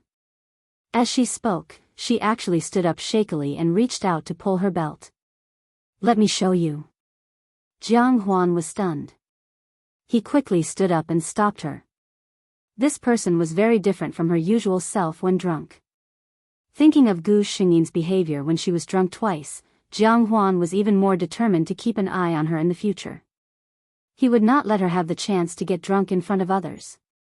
He was being kind, but Gu Shengyin did not appreciate his kindness at all. Don't stop me, She struggled to break free from Jiang Huan's grasp and successfully pulled out the belt in her hand. Her originally neat outer robe instantly loosened, revealing the snow-white inner robe underneath. Only then did Jiang Huan realize that the body hidden under the outer robe was indeed excessively slender. He helplessly looked at the drunkard. His heart was filled with endless joy, but he didn't want to take advantage of her in such a situation. Once again, he walked forward, covered her with the robe, and softly coaxed her. I believe that Yunjin is a woman, but a woman can't casually take off her clothes in front of others. Jiang Huan finally understood his feelings and realized that he had fallen in love with a man, and that man was his good friend. Jiang Huan, who had been suffering all this time, felt redeemed by the heavens today. He looked at the person in front of him and his heart was filled with emotions. He just wanted to hug her tightly in his arms and bite her red lips so that the two of them would never be separated again. However, he had always been a gentleman and was unwilling to take advantage of others. He wanted to be a gentleman, but Gu Xingyin wasn't willing to give him the chance. Gu Xingyin listened to him and nodded very seriously. I know, a woman's body can't be seen by others, only by the person she likes. She raised her head, and the corners of her eyes, which were red because of the alcohol, had an indescribable charm. She reached out and wrapped her arms around the neck of the person in front of her. Slowly, her body moved closer to him, and her breath smelled like orchids. But I like Xian, and I want to show it to you. Today, 20,000 words were sent. This was all the chapters that Gigi had saved for the past 3 months, and it was also the last time that she would update. After that, she would update 8,000 to 10,000 words every day in the morning. Mwah, good night everyone. Then, I recommend my super good friend Huan Chu's Transmigration System, Guide to Prince Charming. It's a very good book. Chapter 404. Gu Xingyin woke up very early the next day. She felt that something was wrong the moment she woke up, so she didn't open her eyes. Gu Xingyin's mind raced. Scenes flashed through her mind, and she finally understood what she had done last night. After she got drunk, she not only confessed her details clearly, but also packed herself up and sent herself out. When she thought of something, she couldn't help but breathe erratically. She felt the arm around her waist tighten its grip. At the same time, a familiar voice came from above her head. Good morning, Yunjin. Jiang Huan's voice was very normal, without much awkwardness, which calmed Gu Xingyin a lot. She secretly despised herself. How many lives have I experienced? How can I not be as calm as my lover who has no reincarnation memory? Thinking of this, she looked over and met Jiang Huan's smiling eyes. Good morning, Xian. Aware that the hand behind her back was slowly moving, Gu Xingyin blinked and said, I'm going to see my father today. I ran out yesterday, so he probably feels uneasy. The man's intention couldn't be more obvious.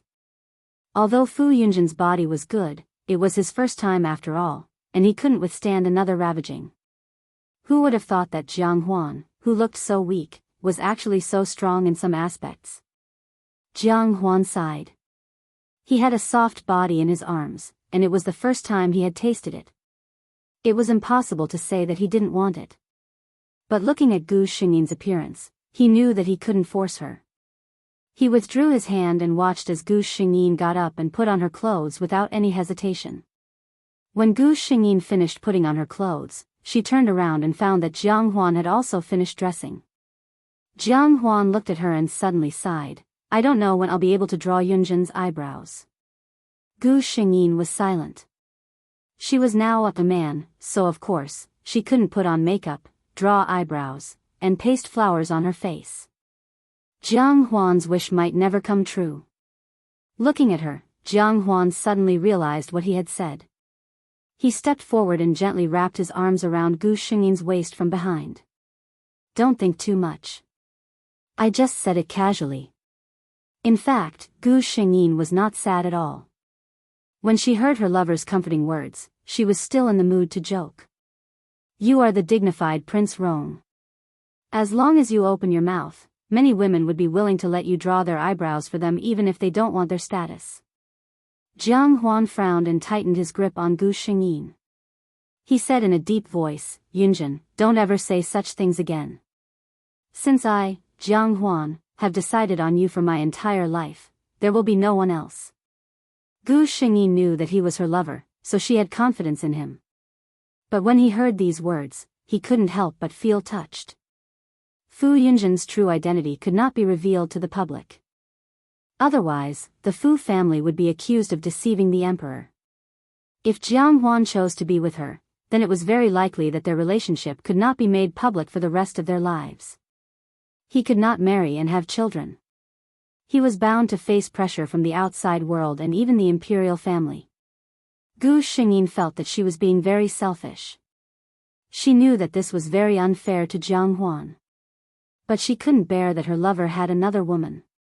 What's more, she was not the kind of woman who liked to be paranoid and sad. She knew how deep her lover's feelings for her were. She had enough confidence that in Jiang Huan's eyes, there was no room for other women.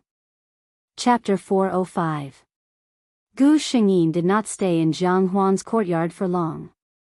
She tried her best to ignore the slight discomfort in her body and sat in Jiang Huan's carriage to return to the Fu residence. As she expected, her father did not sleep for the entire night. For the first time, the father and daughter did not treat each other coldly and had a harmonious lunch in silence. The old housekeeper watched from the side with tears in his eyes. For so many years, he had seen the old general silent and the young miss sad. He had never thought that he would be able to see the two of them bury the hatchet in his lifetime. At the end of the month, the Di Rong tribe invaded the northwest. Gu Shengyin was ordered by the emperor to lead the army to battle. The night before departure, Jiang Huan came to the general's residence and poured a cup of wine for her. "I wish you a victorious return." Gu Shengyin smiled and nodded. As the female lead of this world, Fu Yunjin was loved by the laws of fortune. Her title of invincible was not false. She looked at her lover's increasingly rosy face. Ever since Jiang Huan took the medicine she took from the system, his body had improved a lot. The vitality that he had lost due to his congenital deficiency had also been replenished. Gu Shengyin departed in the 10th month. In the 11th month of the 20th year of Changsheng, there was a report of victory from the army. General Fu led the army to capture the enemy's commander alive. At the end of the 11th month, there was another piece of news. The Tianyun dynasty's army had launched a surprise attack on the enemy's court and taken the head of King Di Rong. During the emperor's birthday in the 12th month, Fu Yunjin brought the soldiers back to the court and presented a congratulatory gift, a contract in which Di Rong swore to be an eternal vassal. It also included the new King Di Rong's wish to be eternally united with the Tianyun dynasty for 100 years. The emperor was very happy and issued a decree on the spot to confer Fu Yunjin the title of General Marquis. She was first rank and enjoyed the salary of a junwang. After this decree was issued, matchmakers came to the general's residence to propose marriage. Everyone knew that the General Marquis was greatly favored by the emperor. At such a young age, he was already a high-ranking official. In the future, he would be even more fortunate. Now that his engagement with Princess Shu He was cancelled, he was the best candidate for a son-in-law in the eyes of the nobles. Of course, these people were all politely rejected by General Fu. Fu Yunjin, on the other hand, had been used as a pretext by Jiang Huan because of this matter. "You're quite popular these days." Jiang Huan opened his mouth and bit Gu Shengyin's fair shoulder. Gu Shengyin gasped and said unsteadily, "Are you a dog?" Jiang Huan chuckled, but his lower body did not stop moving. Gu Shengyin had no choice but to cling to him tightly. "I'm a dog, and I'm here to bite you, the delicious cake." The rest of the words were left unspoken.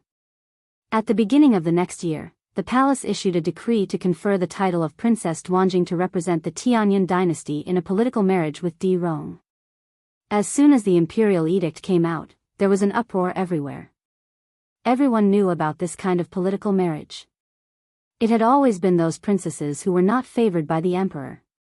Sometimes, the emperor would even feel sorry for his own daughter and choose a girl of the right age from the imperial family to be conferred as a princess.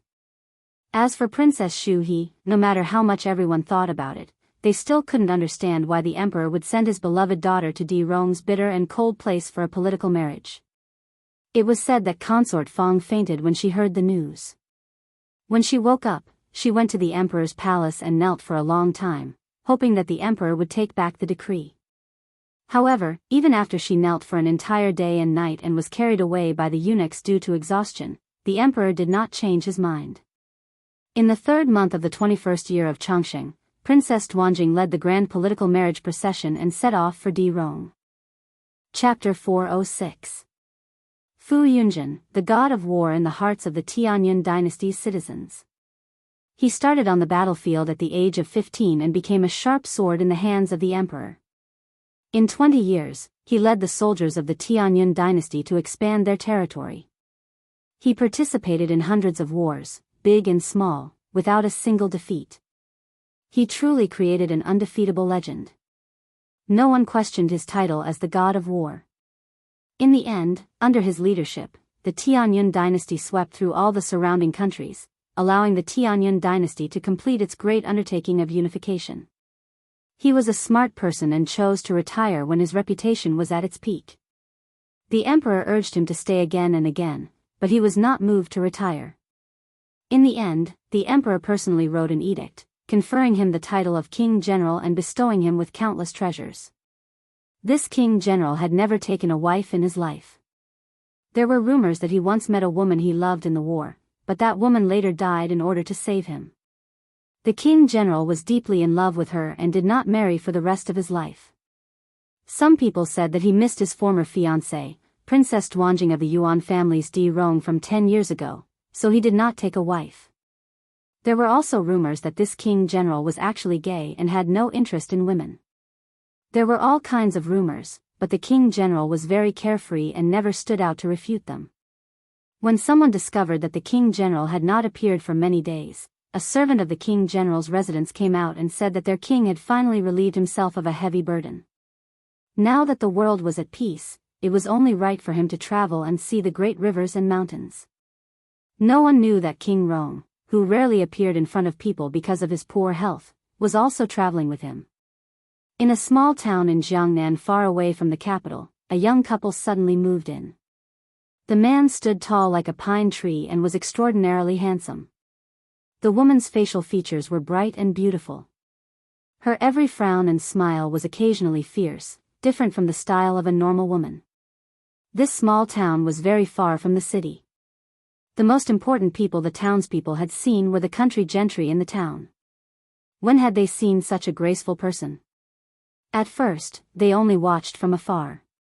Later, they saw that the two did not put on airs and seemed to want to live here for a long time, so they slowly became familiar with them. It was said that this young master's name was Jiang Xian, and he was from a wealthy merchant family in the capital. He liked the environment in Jiangnan, so he brought his wife here to settle down. This young master Jiang was, of course, Jiang Huan. His wife was Gu Xingyin, who was now traveling the world. In the morning, Gu Xingyin sat in front of the bronze mirror. The man beside her was holding an eyebrow pencil, carefully drawing the outline of her brows. Now, I can finally draw Yunjin's eyebrows. After finishing the last stroke, Jiang Huan put down the brush and pulled her into his arms. Gu Xingyin glanced sideways at the mirror. Their silhouettes overlapped in the mirror, snuggling up to each other as they enjoyed each other's company. In the winter of the 34th year of Changsheng, someone suddenly knocked on the door of General Fu's residence in the capital. An unfamiliar man was holding a baby in his arms. In his arms was a letter personally written by the General Fu Yunjin. The letter clearly stated that the child was born while he was traveling. The child's mother had an accident and it was inconvenient for him to take the child with him. Therefore, he asked someone to bring the child back home and let his father raise the child on his behalf. Old General Fu, who was almost 60 years old, looked at the familiar child and burst into tears for a moment. He named the child Fu Suixin. It meant that he hoped that he could live freely and unrestrained. His daughter had finally obtained her own happiness. Chapter 407. General, you're awake? A gentle voice sounded. A figure in a huge hibernation chamber opened her eyes, glanced at the person beside her, and nodded. There was no sign of sleepiness on her face. She got up and walked to the large display screen. Behind her, the person who woke her up looked at her with an inexplicable expression. This was a very handsome woman. Using the adjective handsome to describe a woman was usually not very appropriate, but it was incomparably appropriate to use on this woman. It was said that men in military uniforms were the most handsome. This sentence was also applicable to women. The close-fitting design of the empire's military uniform outlined her tall and straight figure meticulously. Under her neatly trimmed short hair was a perfect androgynous face. Her pair of emotionless brown eyes were enough to make most of the empire's citizens fall head over heels for her. This time, the mission world Gu Xingyin came to was different from the past. The Great Milky Way era was 1003. Humans had entered the era of super technology. The planet they lived on was no longer enough to satisfy them. The entire Milky Way, or even the more distant and unpredictable interstellar, was their goal to conquer. Today's humans could strengthen their genes through various genetic repair fluids to obtain strong abilities and vitality. The average lifespan of humans had been extended to 500 years. Of course, some of the strong people standing at the top had even longer lifespans. For example, Gu Xingyin's body this time, the only female general of the Galaxy Empire, Sita Jean. The Galaxy Empire was one of the two major forces in the Milky Way. Its counterpart was the Interstellar Federation, which was known as a liberal democracy. Sita Jean was born into a political family in the Galaxy Empire. However, she was not interested in politics. At the age of 18, she entered the Empire Military Academy on her own. 5 years later, she graduated with an SSS grade and directly entered the Violent Lion Legion, one of the 3 ace legions of the Empire. For the next 20 years, she climbed up step by step until last year, when she was personally awarded the Medal of Honor by the Emperor of the Galaxy Empire and became the commander of the Violent Lion Legion. In the Empire, besides the Marshal, the highest ranks were the commanders of the 3 ace legions, which were the 3 generals of the Empire. Not only was Sita Jean the only commander, but he was also the youngest general in the history of the Empire. The people of the Empire were guessing that if this continued, Sita Jean would very likely become the first female marshal since the establishment of the Galaxy Empire. However, Sita Jean was unable to continue. The reason was because of the gentle adjutant standing behind her, Lin Qi. As Sita Jean's adjutant, Lin Qi was Sita Jean's confidant and one of the people she trusted the most in the world. However, the person she trusted the most had betrayed her during the war between Sita Jean and the Federation. Sita Jean had died in the battle against the Empire and the Federation. She was also the highest-ranking commander who had died on the battlefield during the 1,000-year conflict between the Empire and the Federation. The Emperor was furious, and the small skirmishes between the two sides became white-hot. From then on, both sides began to fight to the death. The war spread to the entire galaxy, and the entire Milky Way fell into chaos. That's a story for another day. Gu Xingyin, who had read the plot, knew that her adjutant wasn't called Lin Qi at all. It wasn't a coincidence that she came to the Violent Lion Legion and became her adjutant. She had planned it step by step. Chapter 408.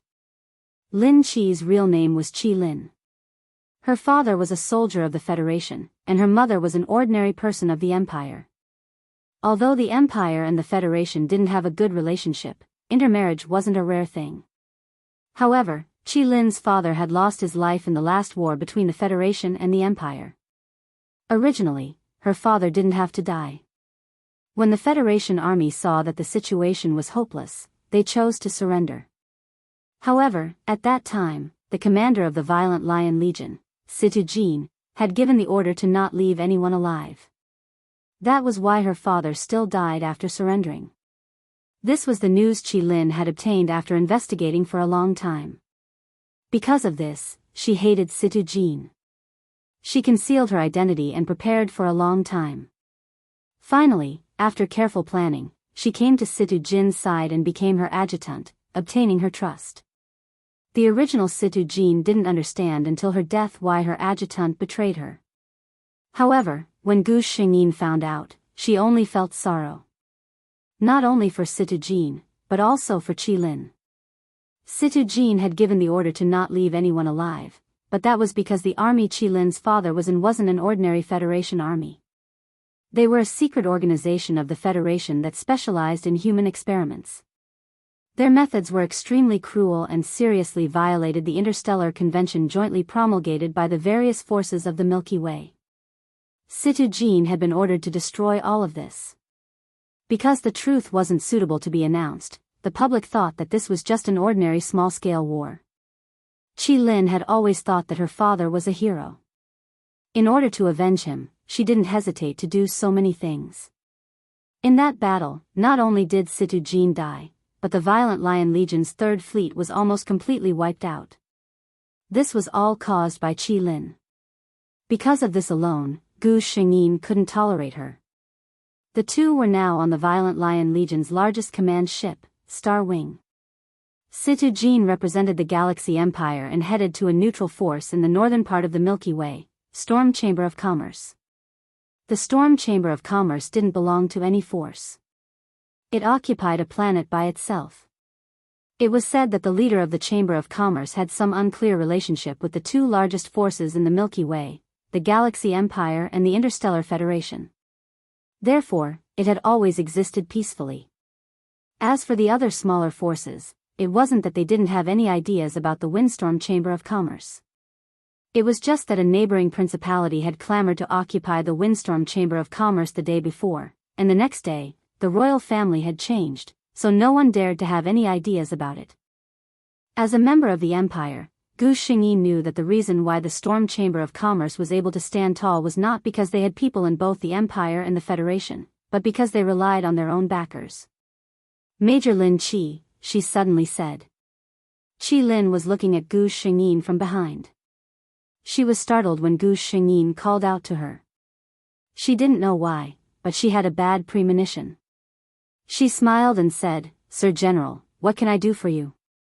Gu Xingyi turned around and looked at her intently.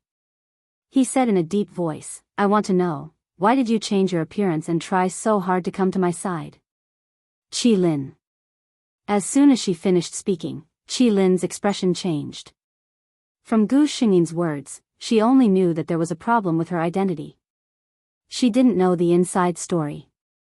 However, Qi Lin knew that with the Empire's powerful intelligence network, if they really wanted to investigate, her details would appear in Sita Jin's database in less than an hour. Chapter 409. General. Qi Lin's expression changed, and she said, "I've always admired you, but my birth can't pass the Violent Lion Legion's inspection." She decided to confess with a half-truth. "I'm sure you know that my father was a federal soldier, and my galactic pass says that I'm a federal citizen. With such an identity, it's impossible for me to get close to you, so I used a little trick." She knew that unless an S-level secret investigation was launched, the things she did in private wouldn't be enough to be unearthed. As long as she dealt with it properly, Qi Lin comforted herself that nothing would go wrong. "Oh." Gu Xingyi's expression didn't change. She still spoke calmly, but her words were like thunder exploding in Qi Lin's ears. "I thought you spent so much effort to sneak into the Violent Lion Legion and come to my side to avenge your father."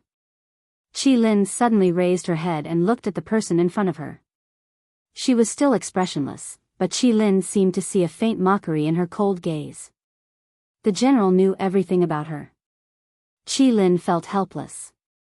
Everything about her so-called revenge plan had to be built on a foundation to succeed, and that was Sita Jin's trust. If Sita Jin no longer trusted her, then she would just be a small adjutant, and those plans would be an extravagant hope. This was also the reason why Gu Xingyi chose to lay her cards on the table. The difference between Qi Lin and Sita Jin was too great. Gu Xingyi didn't need to spend much effort on her. Without Sita Jin's trust, Qi Lin wouldn't have been able to do anything on the Violent Lion Legion's battleship, which was strictly disciplined and well-guarded. Qi Lin saw that her goal was exposed, so she didn't say anything else. She sneered and looked at Gu Xingyi. "Since you already know my goal, why are you pretending to be confused?" "That's right, I, Qi Lin, came to the Violent Lion Legion to seek justice for my father who died in vain. What I want is your life, Sita Jin." Gu Xingyi's expression remained indifferent. Even when Qi Lin said those words, she was not moved at all. She looked at the agitated Qi Lin as though she was looking at a clown. "Senior Colonel Shen, come to the command center." She ignored Qi Lin and called for her other trusted aide, the captain of the Violent Lion Legion's First Fleet. "Sir General." Shannon came very quickly. He was a very handsome and charming man. If it wasn't for the military uniform and badge on his body, no one would have thought that he was the rumored First Fleet captain of the Violent Lion Legion, the most belligerent. Shannon sensed the unusual atmosphere in the command room as soon as he entered. He bowed to Gu Xingyi and stood quietly by the side, waiting for further instructions. "Shannon, tell Major Lin Qi who our opponents were in the battle in the northern Green Plains 3 years ago." Shannon was shocked. He was one of the few people who knew about the secret mission. He was one of the few people who knew about it. This was a military secret. Shannon glanced at Gu Xingyi. A soldier obeying orders had the upper hand. He slowly told her what happened 3 years ago. Impossible. My father was a glorious federal soldier. How could he be one of those crazy experimenters you speak of? Qi Lin couldn't accept this at all. If what Shannon said was true, then wouldn't all the beliefs he had all along become a joke? Chapter 410. Gu Shengyin looked at her exhausted figure on the ground and pressed a button.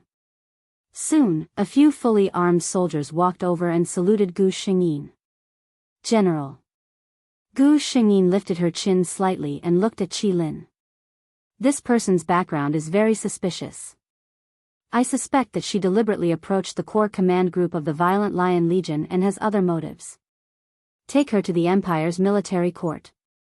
The soldiers clearly knew this adjutant who was highly regarded by the general. They were shocked when they heard this. However, as professional soldiers, they would not disobey their superiors' orders. They obeyed the order and took the person away. After knowing that Qi Lin was taken away, Shannon asked his superior, "General, what happened?" Gu Shengyin looked at this partner who had accompanied Situ Jin for more than 10 years. Her expression softened.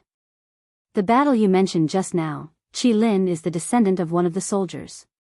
She came to take revenge on the Violent Lion Legion. Shen An's expression changed. There was a trace of disgust in his eyes. He sneered. Those inhumane people. Lin Qi. Qi Lin still has the face to talk about revenge? She might not know that the Violent Lion Legion's operation was tacitly approved by the Federation President. The Federation President and the Prime Minister had different political views. Both sides were constantly fighting for the right to speak in politics. The reason why the Empire's operation had gone so smoothly was also due to the efforts of the Federation President. Gu Shengyin shook her head. I suspect that she doesn't know anything at all. She probably came here to take revenge because she was bewitched by others. Let's wait for the results of the military court. After dealing with Qi Lin, Gu Shengyin did not feel much more relaxed. She knew that Qi Lin alone could not have made such a thorough plan to come to Situ Jin's side step by step. There must be someone behind her controlling everything. Moreover, that person might have his own influence in the military. Moreover, to Situ Jin, that person did not come with good intentions. As Qi Lin's revenge plan in the storyline succeeded, the mastermind behind it did not appear. Therefore, the system could not reveal any information beyond the storyline to Gu Shengyin. Forget it, let's take it one step at a time. Since Qi Lin had already been exposed, the other party should not have the ability to plant a new nail in the Violent Lion Legion in the short term. After 1 day and 1 night, the fleet from the Violent Lion Legion arrived at the planet where the Storm Chamber of Commerce was located, Storm Star. Gu Shengyin was a general of the Galaxy Empire. Her status was even higher than that of the lords of some small planets. Naturally, the group received a personal reception from the Windstorm Chamber of Commerce's president. It said that General Situ is a hag. Some natives of Storm Planet, who had only heard of Gu Shengyin's reputation, whispered. I don't know. Other than the war, I rarely hear any rumors about this lord. The military kept the information of the general strictly confidential. When they appeared, all kinds of surveillance equipment were activated. Even if it was taken, it would be destroyed. Unlike the men, many women from Storm Star also stood here today, wanting to see the first female general of the Empire. Situ Jin had countless fans in the Milky Way.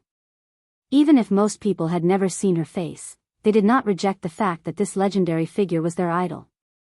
Chapter 411. The enormous Starhawk slowly landed on Storm Star, and rows of orderly soldiers walked down from the warship. Thomas, the head of the Storm Chamber of Commerce, was envious. He knew how terrifying these silent soldiers could be in battle. Immediately, everyone turned to look at the cabin door. A tall figure walked out and walked down the stairs of the warship step by step. Tap, tap, tap. This was the sound of military boots stepping on the ground. When their commander passed by, the soldiers on both sides stretched out their right hands and performed the standard military salute. The wind blew up her dark green windbreaker. Gu Xingyin didn't have any extra expression on her face as she walked straight to the president of the Storm Chamber of Commerce. Before she could say anything, her expression suddenly froze. The next moment, the dagger at her waist was unsheathed and accurately blocked somewhere. Clang! The sound of metal colliding rang out. At the same time, Gu Xingyin withdrew her left hand. Not far away, there was the sound of a dull object falling to the ground. Without needing her to say anything, the soldiers behind her consciously ran in that direction. President Thomas, the security and defense of Storm Star still needs to be strengthened. Gu Xingyin calmly looked at the president of the Storm Chamber of Commerce, whose expression had become quite unsightly since the scene just happened. Seeing this extremely imposing woman neatly put the dagger that had blocked the bullet back to her waist, President Thomas put away the shock in his heart and sincerely apologized. "I'm really sorry that this happened. Your Excellency, the Storm Chamber of Commerce will definitely give you a satisfactory explanation." Gu Xingyin nodded slightly and walked into the Storm Chamber of Commerce under Thomas's lead.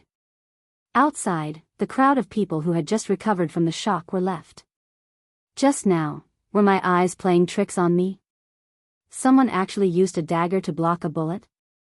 You're not playing tricks on your eyes, but isn't the main point that Storm Star received an assassination attempt the moment Her Excellency arrived? No. Isn't the main point that Her Excellency isn't a hag and is actually so handsome? Yes. If a woman can grow up to look like Her Excellency Situ, I would also be willing to marry her. A girl wearing a cute puffy skirt said with longing in her eyes. In the middle of the heated discussion, a man with short red hair stood out. Not only because of his pure red hair, but also because of the careless smile on his extremely handsome face. "I like a cold and handsome woman." His eyes flashed with interest, but his words made the subordinates behind him break out in a cold sweat. "Sir, she's a general of the Empire." "You?" The man behind him hesitated. The red-haired man glanced at him. "What's wrong with being a general of the Empire? Don't generals of the Empire need to date? I'm such a handsome and charming man, how could she not like me?" This subordinate was speechless at his master's willfulness, but he didn't dare to say anything more. "Sir, don't look at how gentle he is right now. If you really annoy him, you won't even know how you died. Let's go, Hans." The red-haired man lazily called out to his subordinate and turned around to leave. He was thinking about how he should arrange his first encounter with the beauty. Chapter 412. Gu Xingyin and her entourage received the best treatment at the Storm Chamber of Commerce. Situ Jin came to Storm Star this time mainly to represent the Empire and the Storm Chamber of Commerce to discuss the purchase of a special interstellar energy or gray iron ore. Gray iron ore was one of the basic materials used to build starships. As the #1 exporter of gray iron ore, the Storm Chamber of Commerce was a worthy ally in the eyes of all forces. Of course, Gu Xingyin did not need to discuss the specific details. Naturally, there were specialized personnel in charge of negotiating with the Storm Chamber of Commerce. All she had to do was show her face, show the Empire's attitude, and express the importance of the Storm Chamber of Commerce. "Your Excellency, in the afternoon, I will take you to visit our Storm Star." After lunch, a person in charge of the Storm Chamber of Commerce respectfully came to Gu Xingyin's side. Gu Xingyin happened to have nothing to do. She changed into her daily clothes and strolled around the central business district of Storm Star with 2 personal guards. However, although she did not wear a military uniform and no one knew her identity, her appearance alone attracted the attention of many people. After getting off the hover car for less than half an hour, Gu Xingyin received 3 invitations. These invitations were none other than those young, rich, and bored young masters and young ladies who wanted to have a good time with her. When the person in charge of the Storm Chamber of Commerce saw this situation, he deeply regretted that he did not think of asking Situ Jean to cover up a little. After all, her appearance was really a bit too attractive. The people of Storm Star had always been open-minded. It was not uncommon for men and women to develop an unusual relationship when they saw eye to eye. On one hand, the person in charge of the Storm Chamber of Commerce regretted it. On the other hand, he had to worry that Situ Jean would be annoyed by the harassment. If she could not help but make a move, no one on Storm Star would be a match for this SSS-level powerhouse. In fact, he was thinking too much. With Situ Jin's personality, she probably still felt that this kind of thing was quite fresh. If she really showed the slightest impatience, those invitations would probably not reach her at all. Those 2 personal guards were not just for show. It was normal that Gu Xingyin did not refuse. She was quite curious about this matter. In the Milky Way galaxy, if Situ Jin was in any place, it would undoubtedly be the Galaxy Empire. Most people might think that she had seen this kind of thing too many times, but in reality, Situ Jin had never even received a confession in all these years. It was because she was so popular in the Empire that some people had even deified her. As for the men, those who were of the same status as her were old enough to be her grandfather. Those who were of the same age as her were still working hard in the 3 armies. As a result, when Situ Jin appeared in the Empire, at most 1 or 2 admirers recognized her and offered her a bouquet of flowers. There was nothing else that was even more excessive. After rejecting a few more people, Gu Xingyin felt that it was about time. Later on, the men and women who were attracted by her appearance could not get close to her anymore. Until the man who seemed to be glowing appeared.